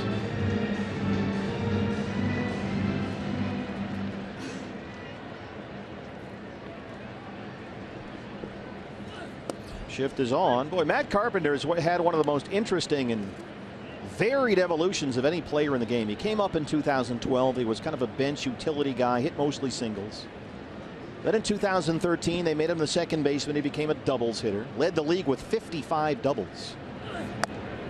And then 2 years ago, the slugging percentage dropped. He became a get on base, work the count guy, led the league in walks. Then last year, started belting home runs, hit 28 homers. He hit only 8 home runs the year before. And now this season, it seems he's morphed into all of those things. Drives that one right through the shift. Drops it into right center. Boy, he is a good hitter.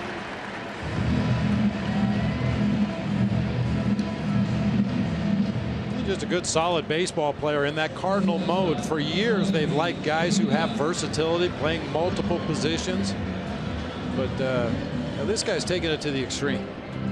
Plug him in as a second baseman, he leads the league in doubles. If they plugged him in as an everyday third baseman, he'd probably lead the league in triples. He was a 13th round pick out of TCU in the 09 draft by the Cardinals. Aledmys Diaz is flied out and walked, the shortstop.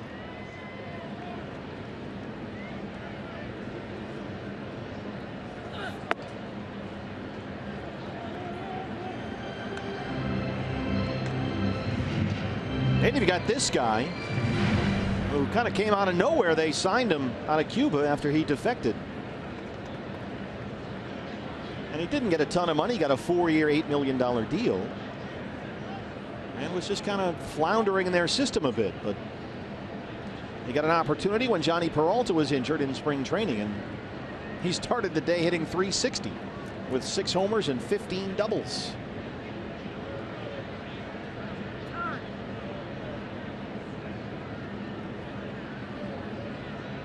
And they have lived with the defense. It's not been great by Diaz. He's still learning how to play shortstop at this level, but they are very bullish on his hitting, as John Mozeliak, their GM, says. They, in fact, once he stalled in their minor league system, took Diaz off their 40-man roster. That sort of woke him up. He had a big last 2 months in Memphis last year. Had a very good Arizona Fall League and a good spring training. Now here he is. Pops this one up third base side. Brandon Drury fighting that sun, not a cloud in the sky. And that's the end of the inning. So Greinke strands the Carpenter single through 5. He's got a 5-1 lead.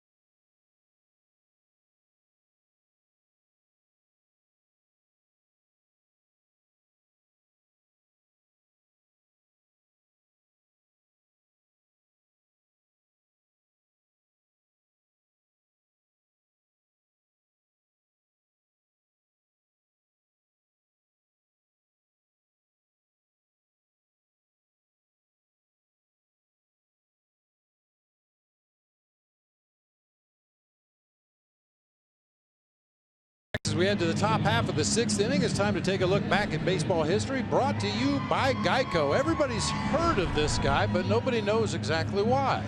On this date in 1982, Mario Mendoza reaches first on a fielder's choice. That ended his 9-year career with a .215 batting average, and everybody's heard of the Mendoza line.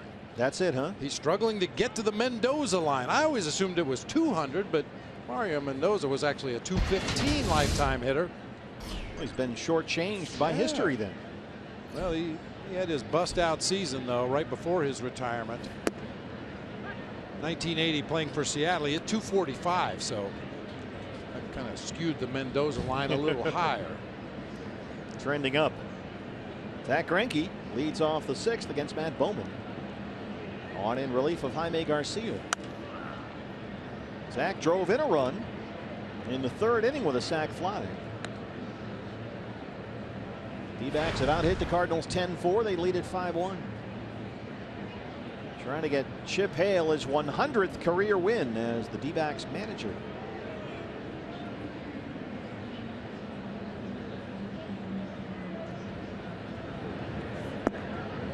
Diamondbacks began play today 20-25, 6 games behind the Giants for the NL West lead. Giants play tonight. They are hosting the Cubs, who come in here tomorrow. Always told that Cardinals Cubs is the real big rivalry in baseball. Having grown up in Boston, I would tend to disagree, but out here it's certainly a big deal. Oh, it's a big deal out here. I mean, the state of Illinois is kind of divided. North of Peoria or Bloomington is Cubs country. South of that is Cardinals country, and it's a relatively short drive down for Cubby fans to come on down to St. Louis and watch a ball game, or vice versa for the Cardinal fans to go north. Greinke drops it into right, a base hit to lead off the 6th. So Zach today has an RBI, now a single.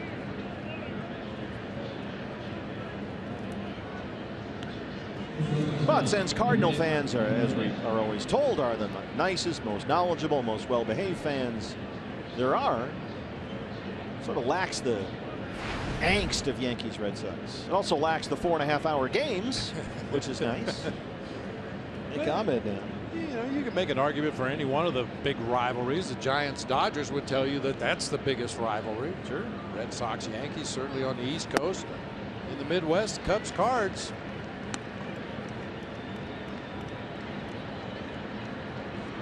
In other words, the idea that when Rougned Odor got that big suspension for laying out Jose Bautista with that right cross in the Blue Jay Ranger game, that maybe that wasn't such a bad thing for baseball. Baseball needs a little spark, a little energy in some of these rivalries. What do you think? I mean, you're not encouraging fighting, but no. Some occasional bad blood is not necessarily bad for the old PR machine. I think fans like to see that the players have an emotional involvement, more so than just, putting up numbers and collecting a paycheck. You're messing with my team. I think the fans feel that, when their players have that emotional involvement. Yeah. You want it to mean something to these guys. Sure. Of course it does, but it's nice to see that manifest itself somehow. And well, the occasional bench clearing brawl. Nobody gets hurt. It's all fine. That was a heck of a punch by Odor, though. Sure was. I think Joey Bats. Joey Bats is fortunate that he caught some of it on the helmet. Hey, Joey Bats off, kind of staggered him momentarily. Yeah. It all, we are told, went back to the bat flip in the postseason last year. They were still a little upset about that in Texas. Yeah, and the slide by Joey Bats. We talked a lot about the Utley rule at second base this year. What can you do? What can't you do? It looked like he slid past the base to get a piece of Odor.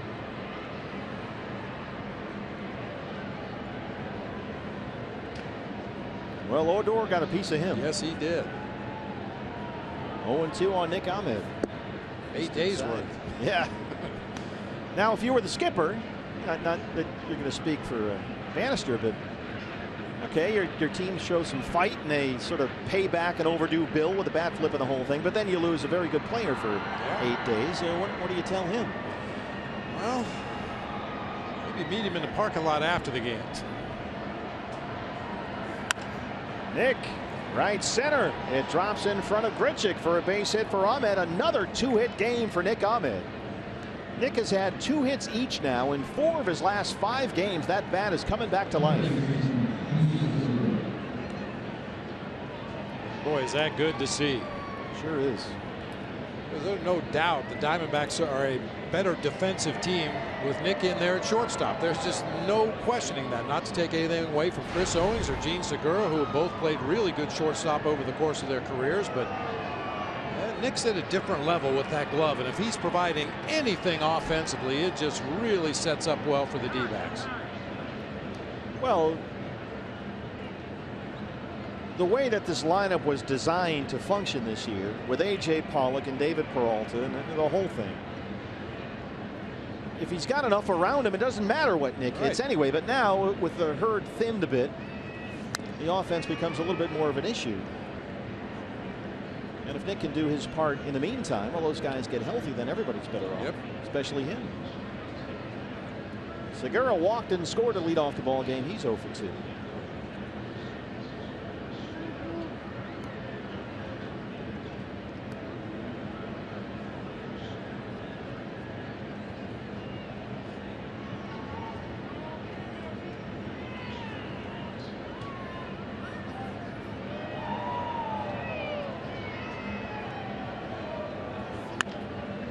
Carpenter, a high bouncer. They get the force. Adams can't scoop the low throw. Ahmed takes off. He's in at third.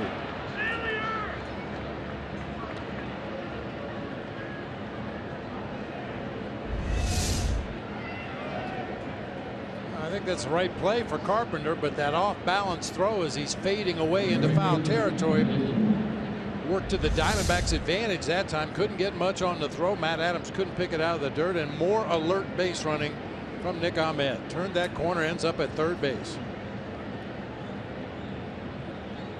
Well, Matt Bowman now at 40 pitches in relief of Jaime Garcia, who had to be pulled after 2 1/3. There on the corner is 1 out for Michael Bourn, who was singled twice. He's 2 for 3.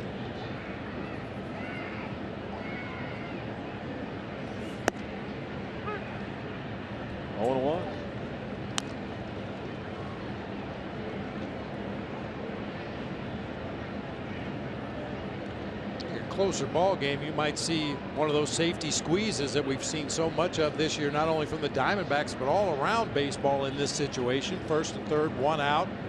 Definitely want to stay out of the double play, and sometimes that safety squeeze is the way that teams choose to do it. They put an error up on the board for Matt Carpenter.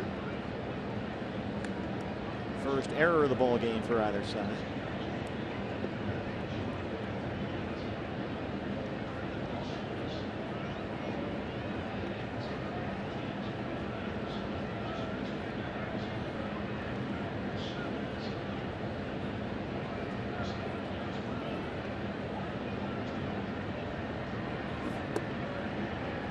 Two and one on Michael Bourn.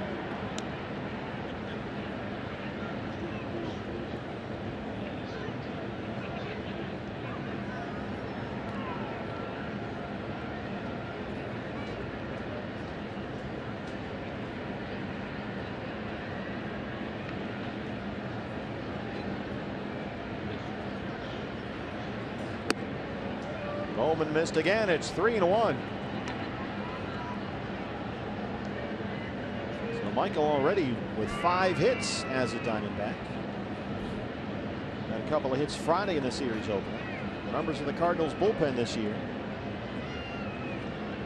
They've had trouble against the Diamondbacks. 3-1 to Bourn. Ahmed at third, Segura at first. Base hit for Bourn. This will make it 6-1. Segura takes the turn. He'll get third. A 3-hit day for Michael Bourn. 6-1 D-backs.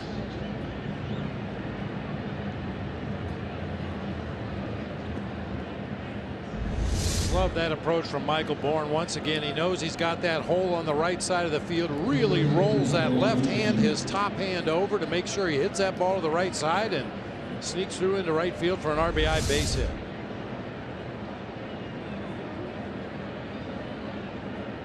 And it rolled slowly out to right field. Slow enough for Segura to get to third easily. Here's Goldie. He has hit into a double play, had an RBI single, and walked his last time up.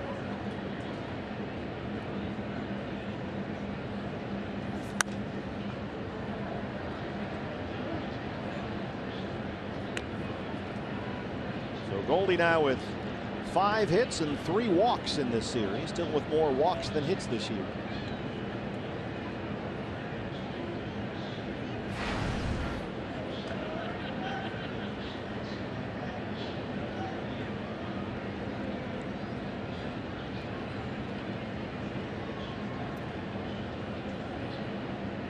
Cardinals bullpen is busy with Bowman creeping up on 50 pitches, 0-2.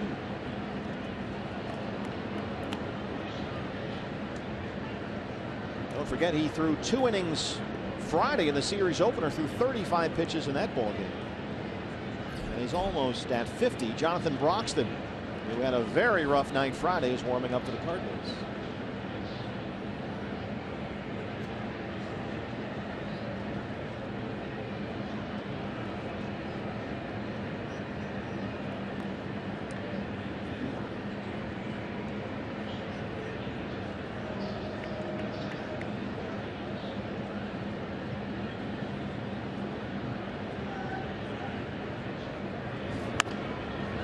Bounce to third. Carpenter comes in. They get the force on Bourne as Segura crosses the plate with a 7th Diamondback run.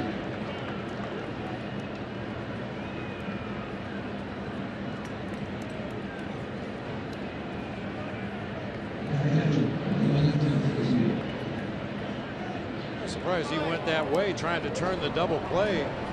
Jean Segura coming right down the line in front of Matt Carpenter. Could have tried to cut off that run at home plate, but tried to turn the double play, and just too much time had elapsed. Another RBI for Goldie. Here's Castillo. Strike 1. Well, he doubled and scored in the first. He's 1 for 3.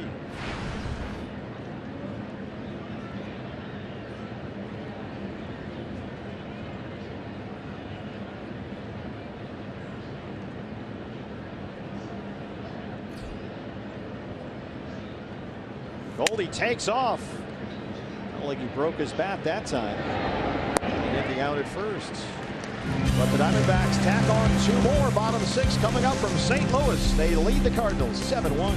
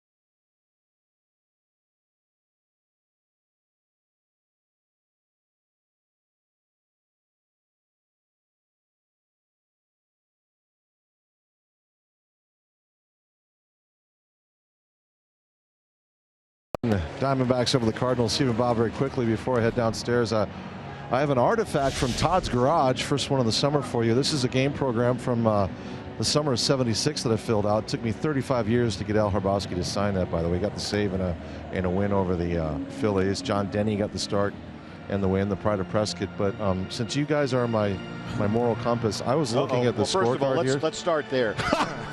I'm looking at my handwriting there. Yeah? What do you got? And I realize that this is a fraudulent artifact from the garage. Now, Uh-oh. that doesn't mean that it didn't happen that night and it didn't look that way. There's the late, great Jack Don't Barber. be.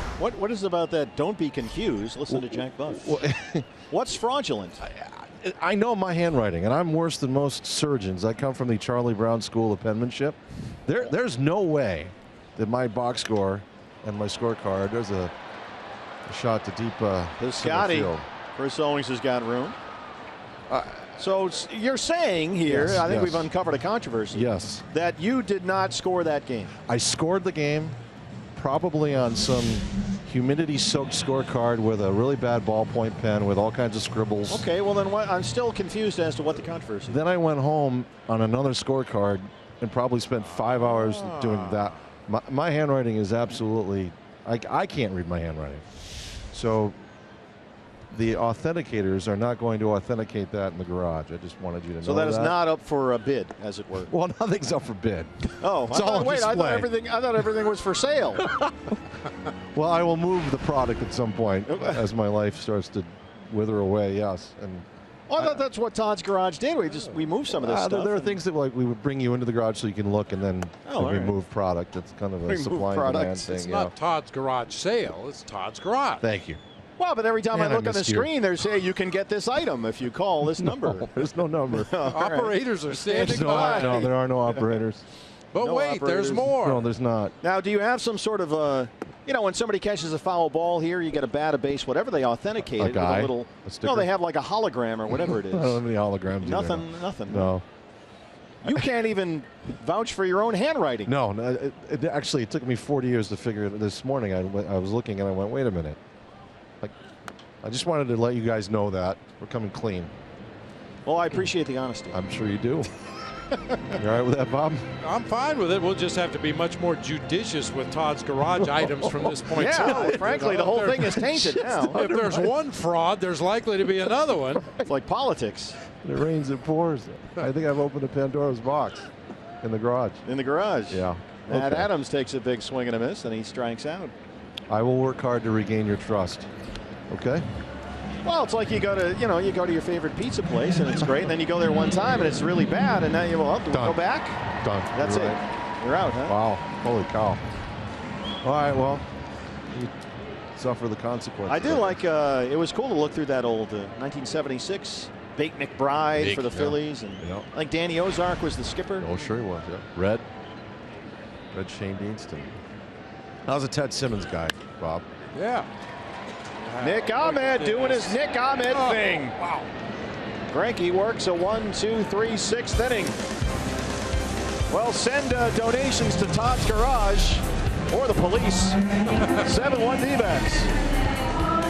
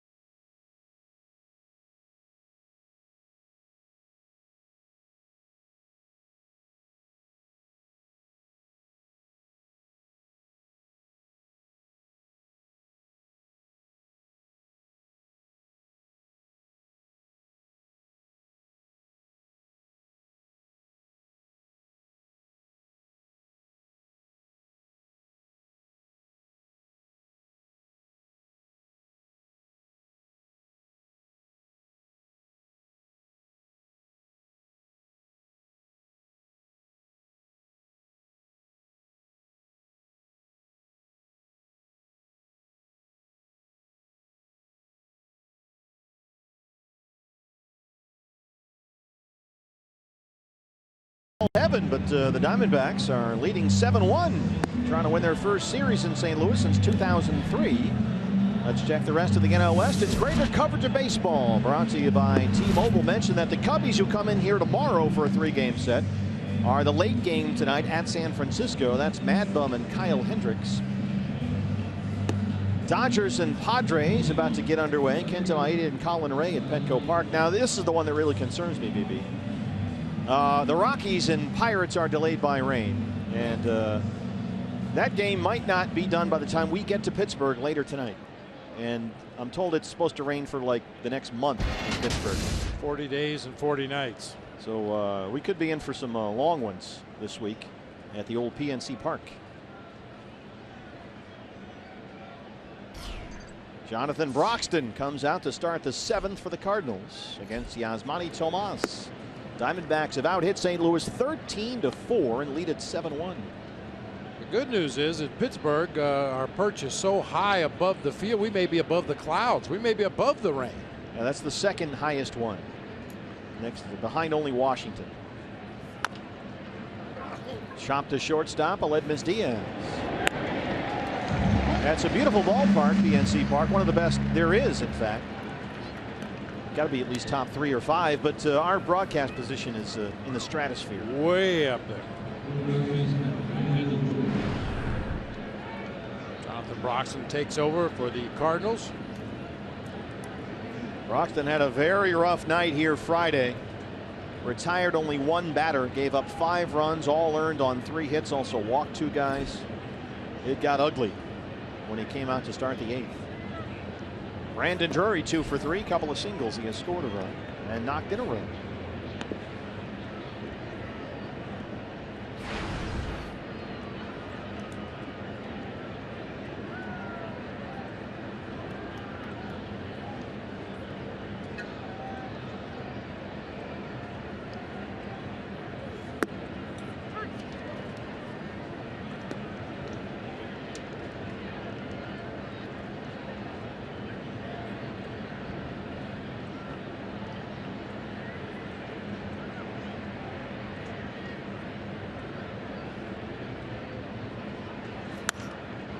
That's out of play, 1-2.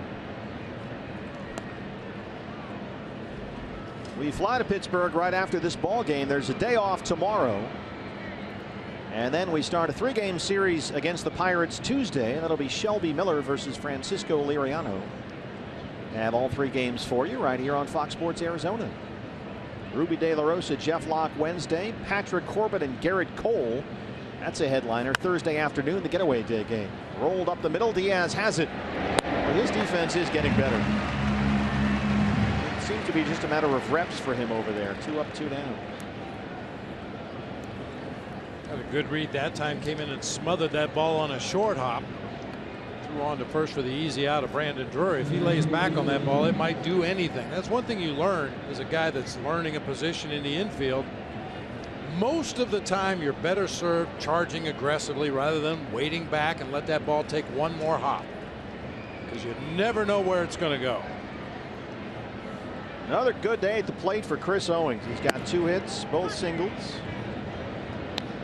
He's now hit safely in 5 straight and 12 of his last 13. He's got 5 hits in the series.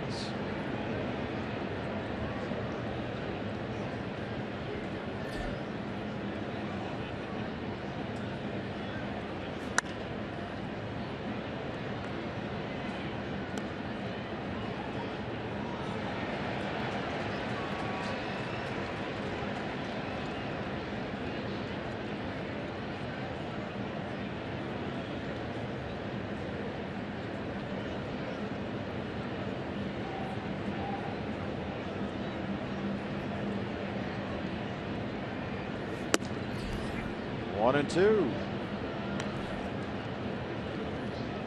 Jaime Garcia left early today. Diamondbacks jumped on him right away. Garcia lasted only 2 1/3, gave up 5 runs, all earned on 10 hits. Bowman did a very good job in relief. And now Broxton works a 1-2-3-7. We stretch in St. Louis. It's 7-1 Diamondbacks.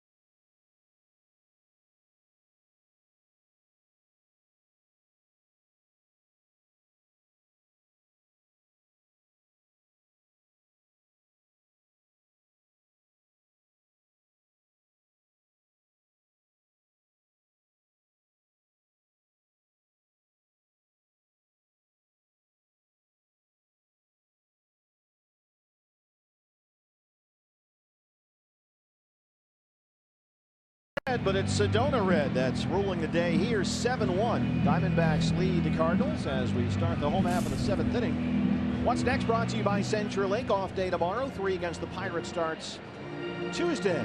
Shelby Miller and Francisco Liriano. Ruby De La Rosa, after having a start skipped this time around, will be back out there Wednesday against Jeff Locke, the lefty. And how about Thursday? That's a day game, 9 a.m. start back home in the great state of Arizona. Corbin and Cole. Brandon Moss, who homered his last time up, leads off the St. Louis 7th against Zack Greinke. Greinke coming up on 80 pitches here. Diamondbacks have the shift on. That strikeout, Bob, as you noted, by Chris Owings to win the 7th was the first time a Diamondback hitter has struck out all day today.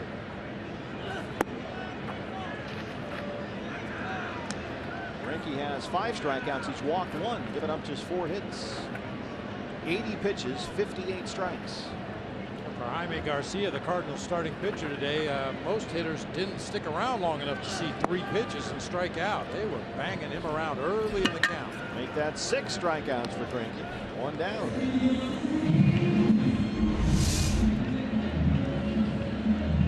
Good change up. Breaking ball earlier in the sequence. I mentioned an inning or so ago. He started to throw that curveball, try to steal a strike one. He's mixed in a few sliders, but basically it's been fastball changeup all day for Zack Greinke. Greinke's spot is due to lead off the 8th inning. He's batting 8th today. There is no one throwing to the Diamondback bullpen. They overload the left-hand side of the infield against Randall Pritchard. The pitch count is still well within reason. Only 82 on the ball game up to this point.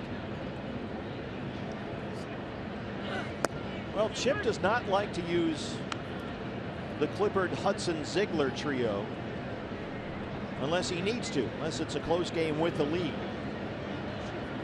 He'll tend to go to the other guys when it's not one of those scenarios, but those other guys have pitched a lot here lately. Jake Barrett and Randall Delgado and Andrew Chafin, Evan Marshall. These guys have logged a couple of big outings here, so maybe he's trying to steal an extra inning or 2 here for Greinke. Give his bullpen a break.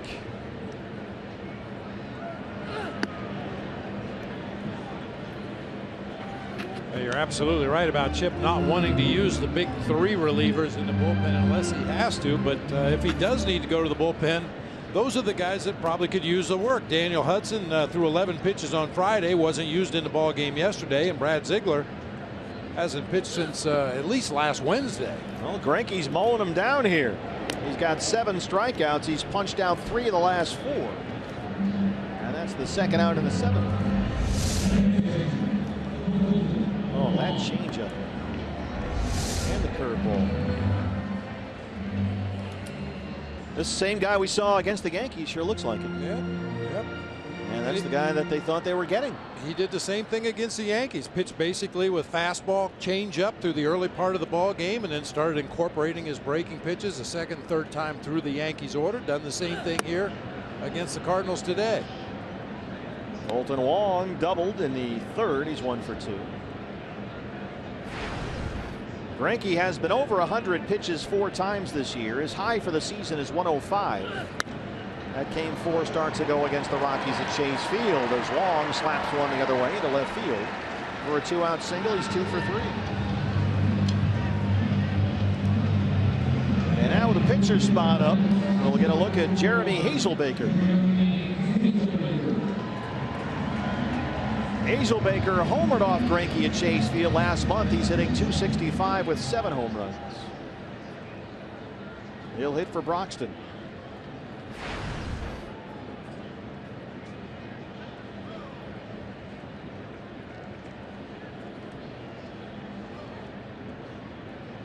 Hazelbaker is hitless in the series. He has struck out 3 times.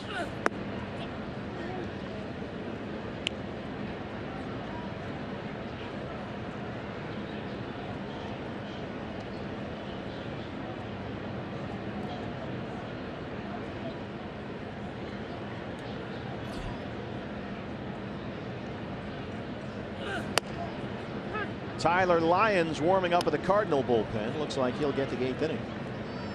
90 pitches for Zach, 65 strikes.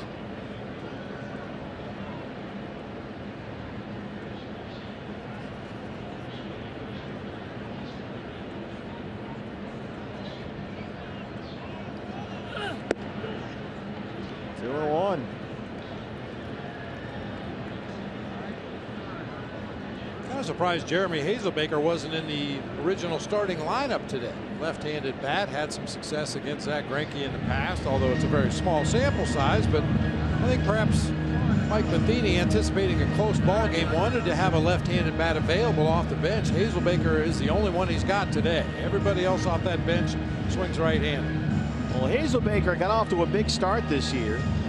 He made the opening day roster without any previous big league experience and had a big April, hit .320 last month, 5 home runs, but he has nosedived in May.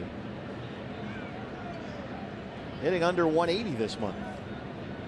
The 2-1. It's over the head of Bill Miller at first, 2-2.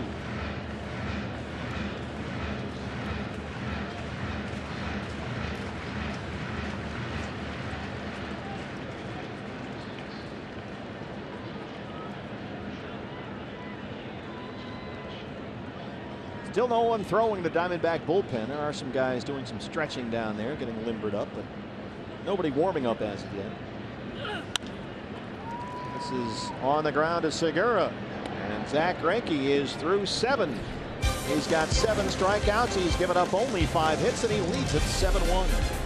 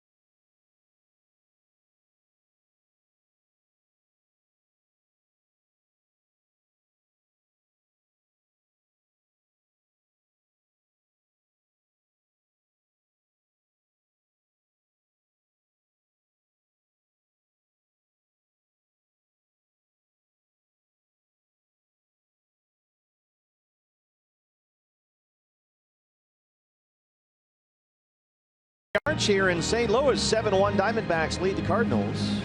And fans, today after our ball game, it's a brand new episode of the Local 9 as Todd Walsh sits down with Chip Hale, Patrick Corbin, Brandon Drury, Andrew Chafin to find out their favorite things to do and places to go outside the ballpark. It's the 10th inning, the Local 9, presented by CenturyLink today after the game. It replays tonight at 10 o'clock only on Fox Sports Arizona.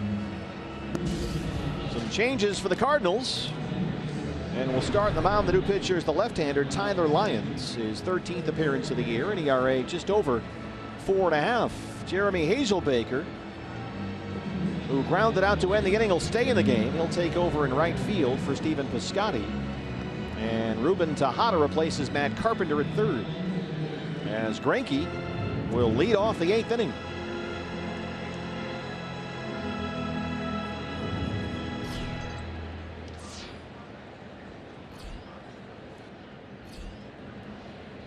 Zach has driven in a run with a sac fly. And he's got a base hit his last time up, 1 for 2. Also a new catcher, Eric Fryer, behind the plate, replacing Yadier Molina. So Mike Matheny has emptied his bench here, down 7-1 in the 8th inning.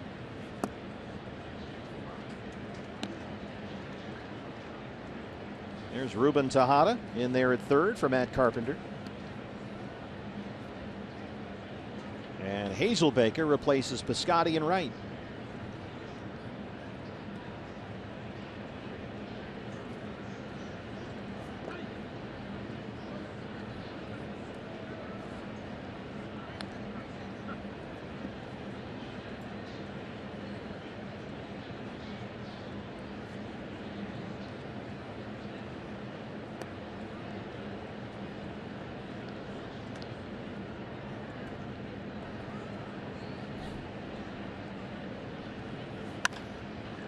Colton Wong, bell tie hop, throws him out, one away. Our Jimmy John's delivery of the game in the 9-hole again today. Nick Ahmed with his 4th 2-hit game in his last 5. Doubled in the 2nd inning, hit a hard ground ball to short in the 3rd, and then singled again in the 6th inning. Good to see Nick start to come alive with that bat. Diamondbacks need his offense as well as his defense.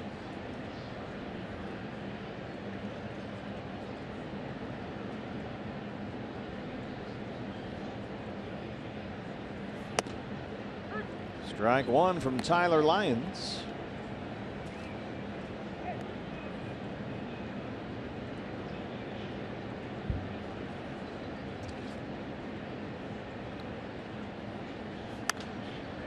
Popped him up.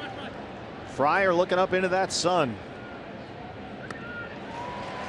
Now, why is it, Bob, that anytime a catcher fields one of those pop-ups, he always ends up on his heels backing up as he catches it? Well, just the physics of a pop-up behind home plate, the spin on the baseball as it reaches its apex, it's always going to come back toward the field. Most catchers, you try to play it out in front of you, always back up a little more than you think, and the ball will come back to you, but inevitably, human nature, you get underneath the ball and end up backpedaling on your heels, occasionally falling on your rear end, which is very embarrassing. But it's just the physics of the spin on the baseball as it goes straight up in the air. It actually doesn't go straight up in the air because of the spin. It's like a, what is it called, an ellipse. Kind of the parentheses on either side. The ball goes up and will go back toward the backstop, but as it comes back down, it will come back toward the field. Elliptical? Maybe, I don't know. Something like that. Something. Some weird shape. I think they have an elliptical over at the hotel room in the fitness center. Ecliptic, elliptic. I wouldn't know anything about the fitness center. Something like that, right? Yeah. It's on an arch. Yeah. Yeah, there you go. Thank you, Phil Malika, for bailing both of us out there. Our fine director. I've said for years, if the state of Illinois really wanted to get back at the city of St. Louis, they should build a great big statue. I mean, hundreds of feet tall, of a guy wearing Bermuda shorts and sandals with black socks holding a croquet mallet on the other side of the river. Like in the backyard. Yeah, it looks like a wicket out there, you know. The gateway to the west. So they built a gateway. You ever go up in that thing? No. Yeah. My wife Cindy did that. You go in an egg-shaped tube and they shoot you up there. See if you can see anybody looking down at us. Yeah, you can. Keeping score.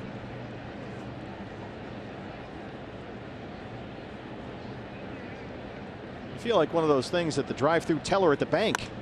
You know, when you put your envelope in there and it shoots it through. Lions over there. Recovery works a 1-2-3 8th inning. Diamondbacks looking for their first series win here since 2003. We're going up in the arch. It's 7-1 Diamondbacks.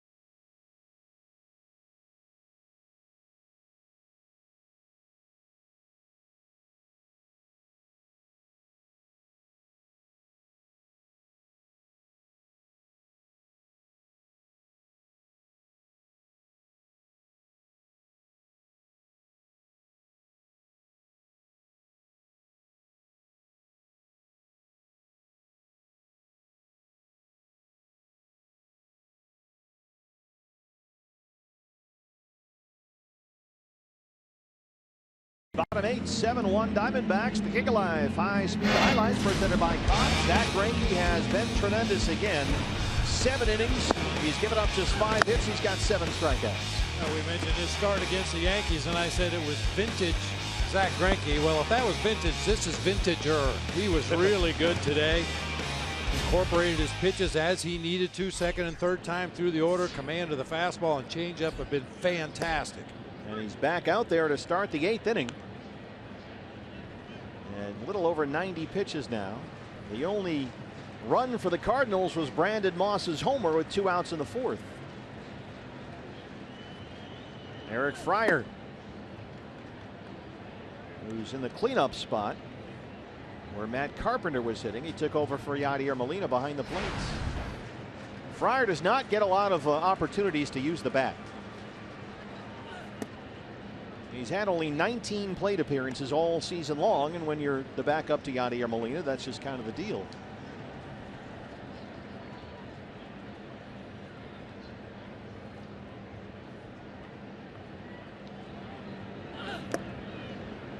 Two and two. Eric Fryer is from Mike Matheny's hometown, Reynoldsburg, Ohio. Is that near Coshocton? It's near Columbus. It's a suburb of Columbus. It's not too far from Coshocton. About an hour and 20 minutes. He's a good catch and throw guy. Puts together tough at bats. You know, standard backup. Catches a lot of side sessions, I'm sure. Well, they brought Brian Pena over from the Reds last November, but he needed knee surgery. Gave him a 2-year, $5 million deal. He's not expected back until a little bit later in the year. So Fryer's had the opportunity to be the backup. And he's worked at full 3 and 2. You know, on those rare days when Yadier Molina does not start a ball game, the last thing in the world Mike Matheny wants is to send his everyday catcher down to the bullpen to warm up pitchers. So if Yadier gets a day off, it's usually a full day off. Brandon Drury on the short hop at third. What away. Greinke had 100 pitches. And the bullpen will start to get ready for the Diamondbacks.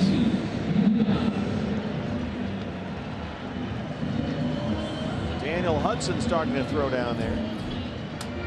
100 pitches for Greinke, 71 for strikes. He's worked 7 1/3. Here's Aledmys Diaz, the shortstop, who's 0 for 2 with a walk. Greinke has been grunting like that since the outset of the ball game. It looks like he's been max effort all day long. At least it sounds like he's been max effort.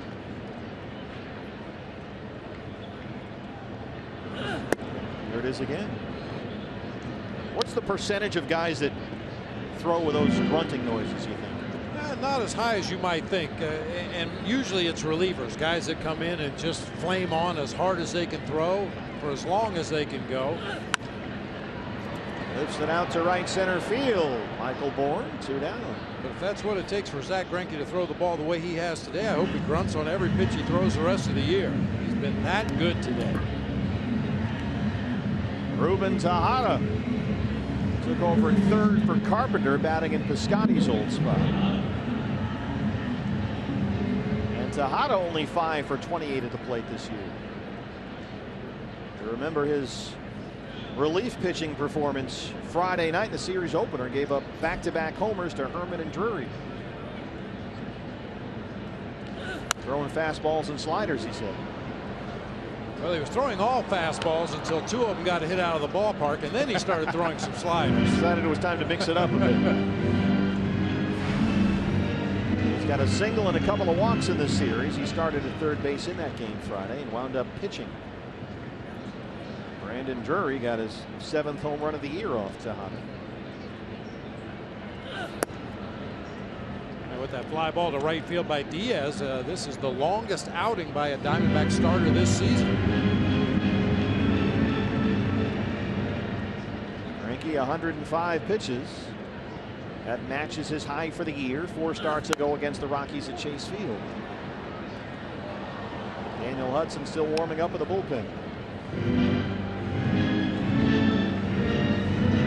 Boy, Zach beat the Cardinals last month at Chase Field, but in truth it was probably his worst start all year. He allowed 7 runs, 11 hits, and 6 2/3. What a difference this start has been. But in that ball game, he got the win. Diamondbacks won at 12-7. For Bourne and right, Zack Greinke goes 8, and we go to the 9th. Diamondbacks looking for the series win in St. Louis.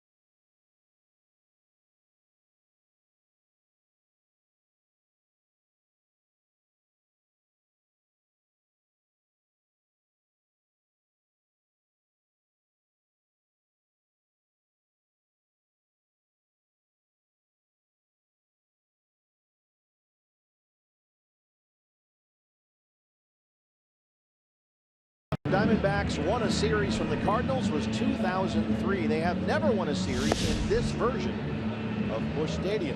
They've got a big lead here, set to close it out. Toyota, let's go places. We're off to Pittsburgh after this ball game. Off day tomorrow, first of 3 against the Pirates Tuesday. And the Pirates are pretty good. Yeah, they can be. When they're swinging the bats well, that's as intimidating a lineup as you'll run into in the National League when they're all swinging the bats well.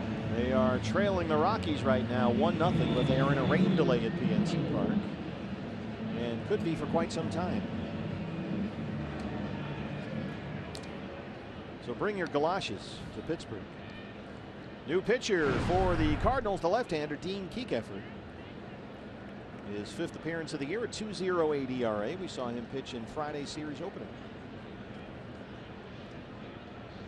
Michael Bourne, who's got 3 hits and an RBI, leads off the 9th. That one bit Michael a bit. He fouled it off his front foot, front leg. Kind of surprised they're making Kiekefer work in this game. He's been on first pitch duty throughout this series. And the Cardinals, they start, with the ceremonial first pitches. They don't bring like 1 guy out or 2. There's like 15. And Kiekefer's got to catch them all and smile and take the picture and do all that. Matt Adams at first. Kiekefer covers. And that starts about 45 minutes before the game. They have a whole thing. They introduce Fred Bird and all these little characters, and people come on the field, and here's so-and-so and so-and-so, and a bunch of first pitches. Very ceremonial here in St. Louis. Keep track of pitch count on the ceremonial first pitches. Kiekefer's been kissing babies and shaking hands all weekend long. He's the low man on the totem pole, has the least seniority, and unless it's a star, supermodel throwing out the first pitch, then guys fight over who gets to catch it. But well, they had that guy from the Real Housewives shows, Andy Cohen, who was a huge Cardinals fan. He was here Friday throwing out the first pitch. With the Bravo and the Housewives and the whole thing. Joan watched those shows? Yeah, unfortunately. Jim Edmonds, who does Cardinals TV, I think he's on, or his wife is, or something. He's one of the main characters, and Jim Edmonds has been on from time to time. Yeah, those shows are on in our house a lot. People screaming at each other. That one got Goldie. Just nicked his leg a little bit. Second walk, or pardon me, first hit by the pitch of the ball. So a 1-out base runner for Wellington Castillo. Goldie aboard for the 4th time today. Castillo doubled and scored in the first. He's 1 for 4.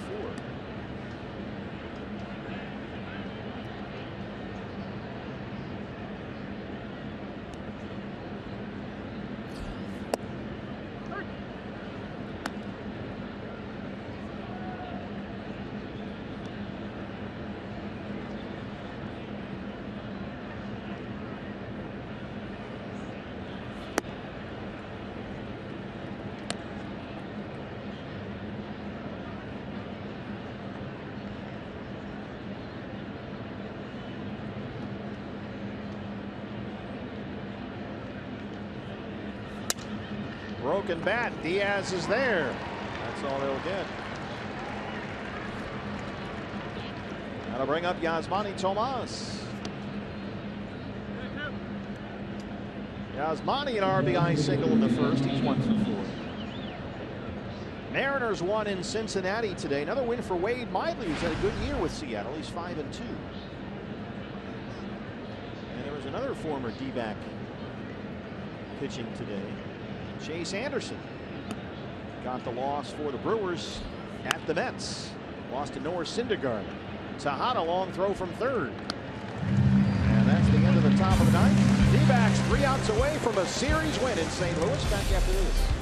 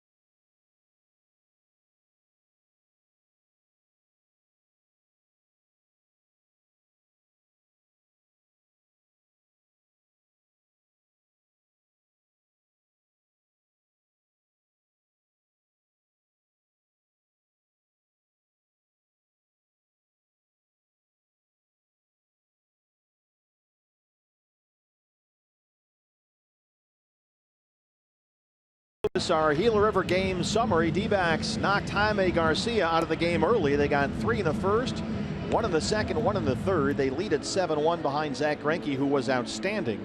He gave up just 1 run on 5 hits in 8 innings, 1 walk and 7 strikeouts. He threw 107 pitches.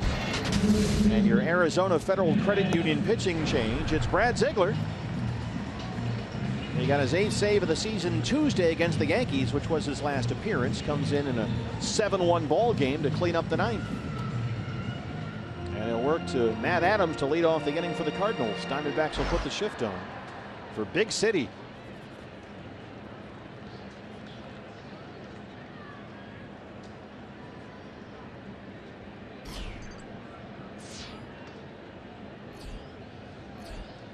Adams 0 for 3. He has struck out twice.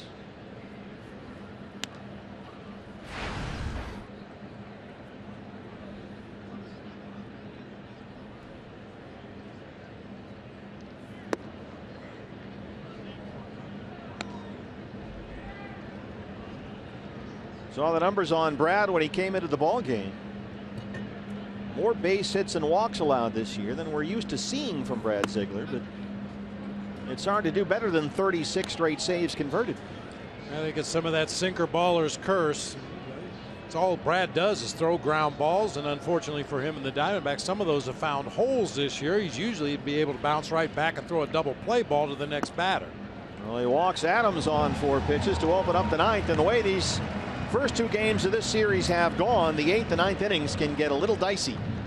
We've seen some Well, let's see. We had a Friday night, a 5-run Diamondback 8th, a 2-run Diamondback 9th, and a 5-run St. Louis 9th. And then the Diamondbacks yesterday got 2 in the 9th, got the tying run at the plate before the game ended. And so hopefully we don't see a repeat of that here. Kiekefer will take the at-bat. Pitcher spot is 5th in the Cardinal order.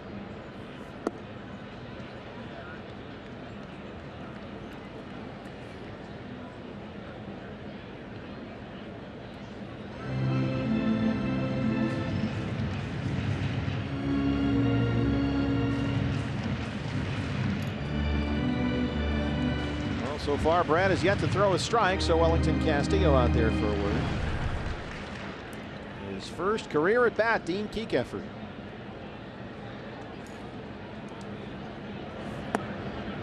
There's a strike. Good talk.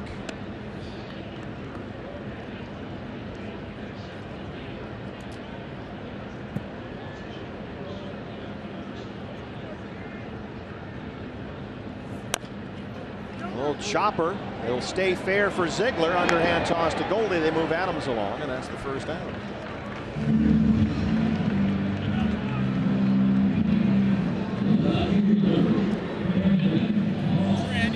Brandon Moss responsible for the only Cardinal run today. A 2-out homer in the 4th, his 8th of the year off Zack Greinke.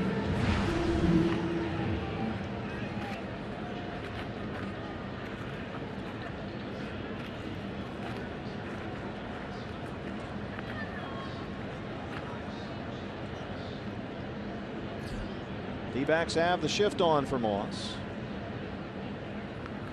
Ahmed on the first base side of second. Drury hovering around third with Adams at second and 1 out.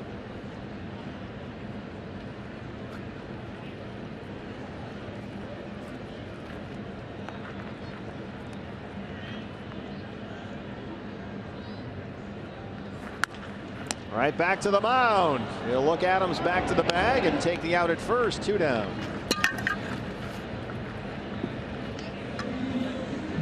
Randal Grichuk. So the Diamondbacks 1 out away from their first ever series win in this ballpark. It'll also be win number 100 for Chip Hale as D-backs manager. Grichuk 0 for 3.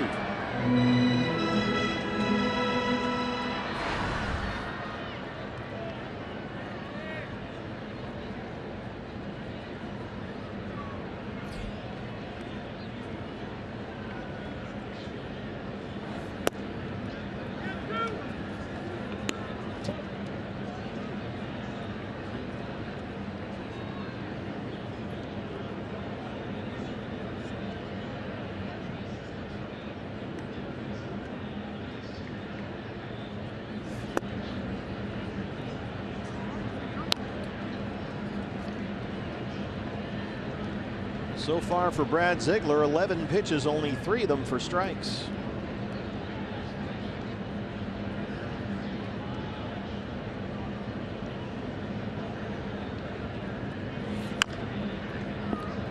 Now roll foul. 2-1.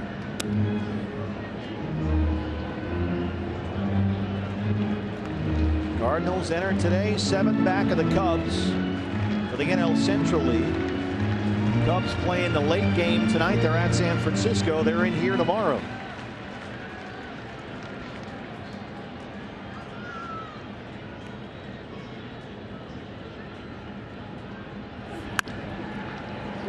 He hits it right through the shift, and this will get Adams home from second. Grichuk hustling into second, and he's got an RBI double.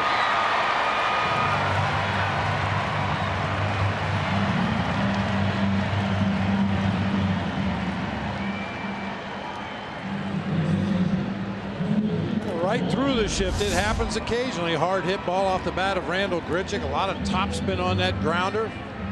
Just between the 2 D-backs defenders into center field, and Matt Adams will lumber around third base and score the second run of the game for the Cards.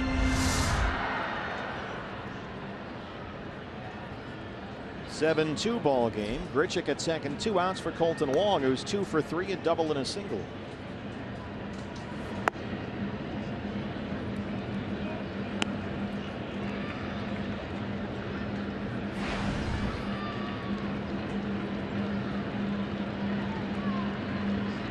Wong's bat has really come around lately. He was down barely above 200 earlier this month.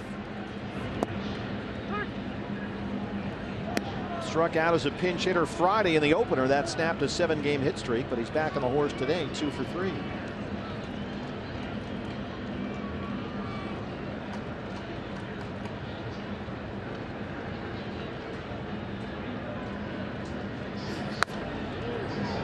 Right behind Bill Miller at first, a ball and 2 strikes.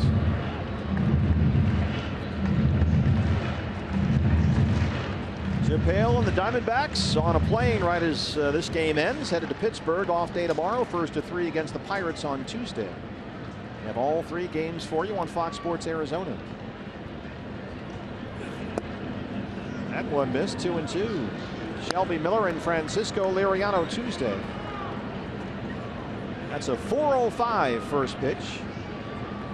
Back home in the Valley.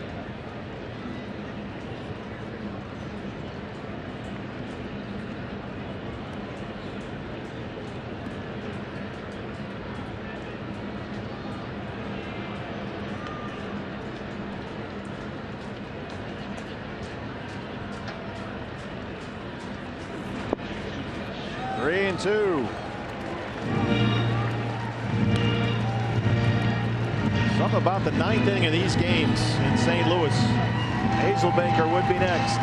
Just thinking that. I mean, this is not what you would call a hostile environment. The fans are very knowledgeable. Yeah, they sure. support their home team, but it's not like going into Philly or Shea, old Shea Stadium, Citi Field now.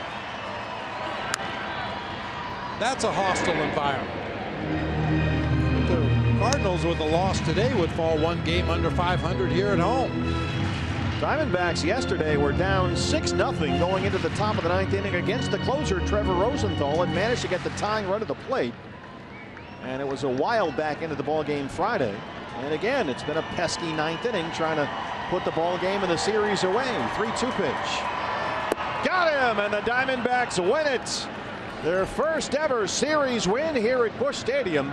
And they win a series in St. Louis for the first time since 2003. Win number 100 for Chip Hale. Congratulations to Chip Hale. Hopefully just a minor benchmark on what will be a great managerial career. 2 hours and 44 minutes. The Diamondbacks take 2 of 3 here in St. Louis. And they improved to 21-25 on the year. Pick up a half game on the Giants, who are hosting the Cubs later tonight. And it's off to Pittsburgh. Another winning series on the road for Chip Hale's ball club, and hoping for another one here as this trip continues at PNC Park.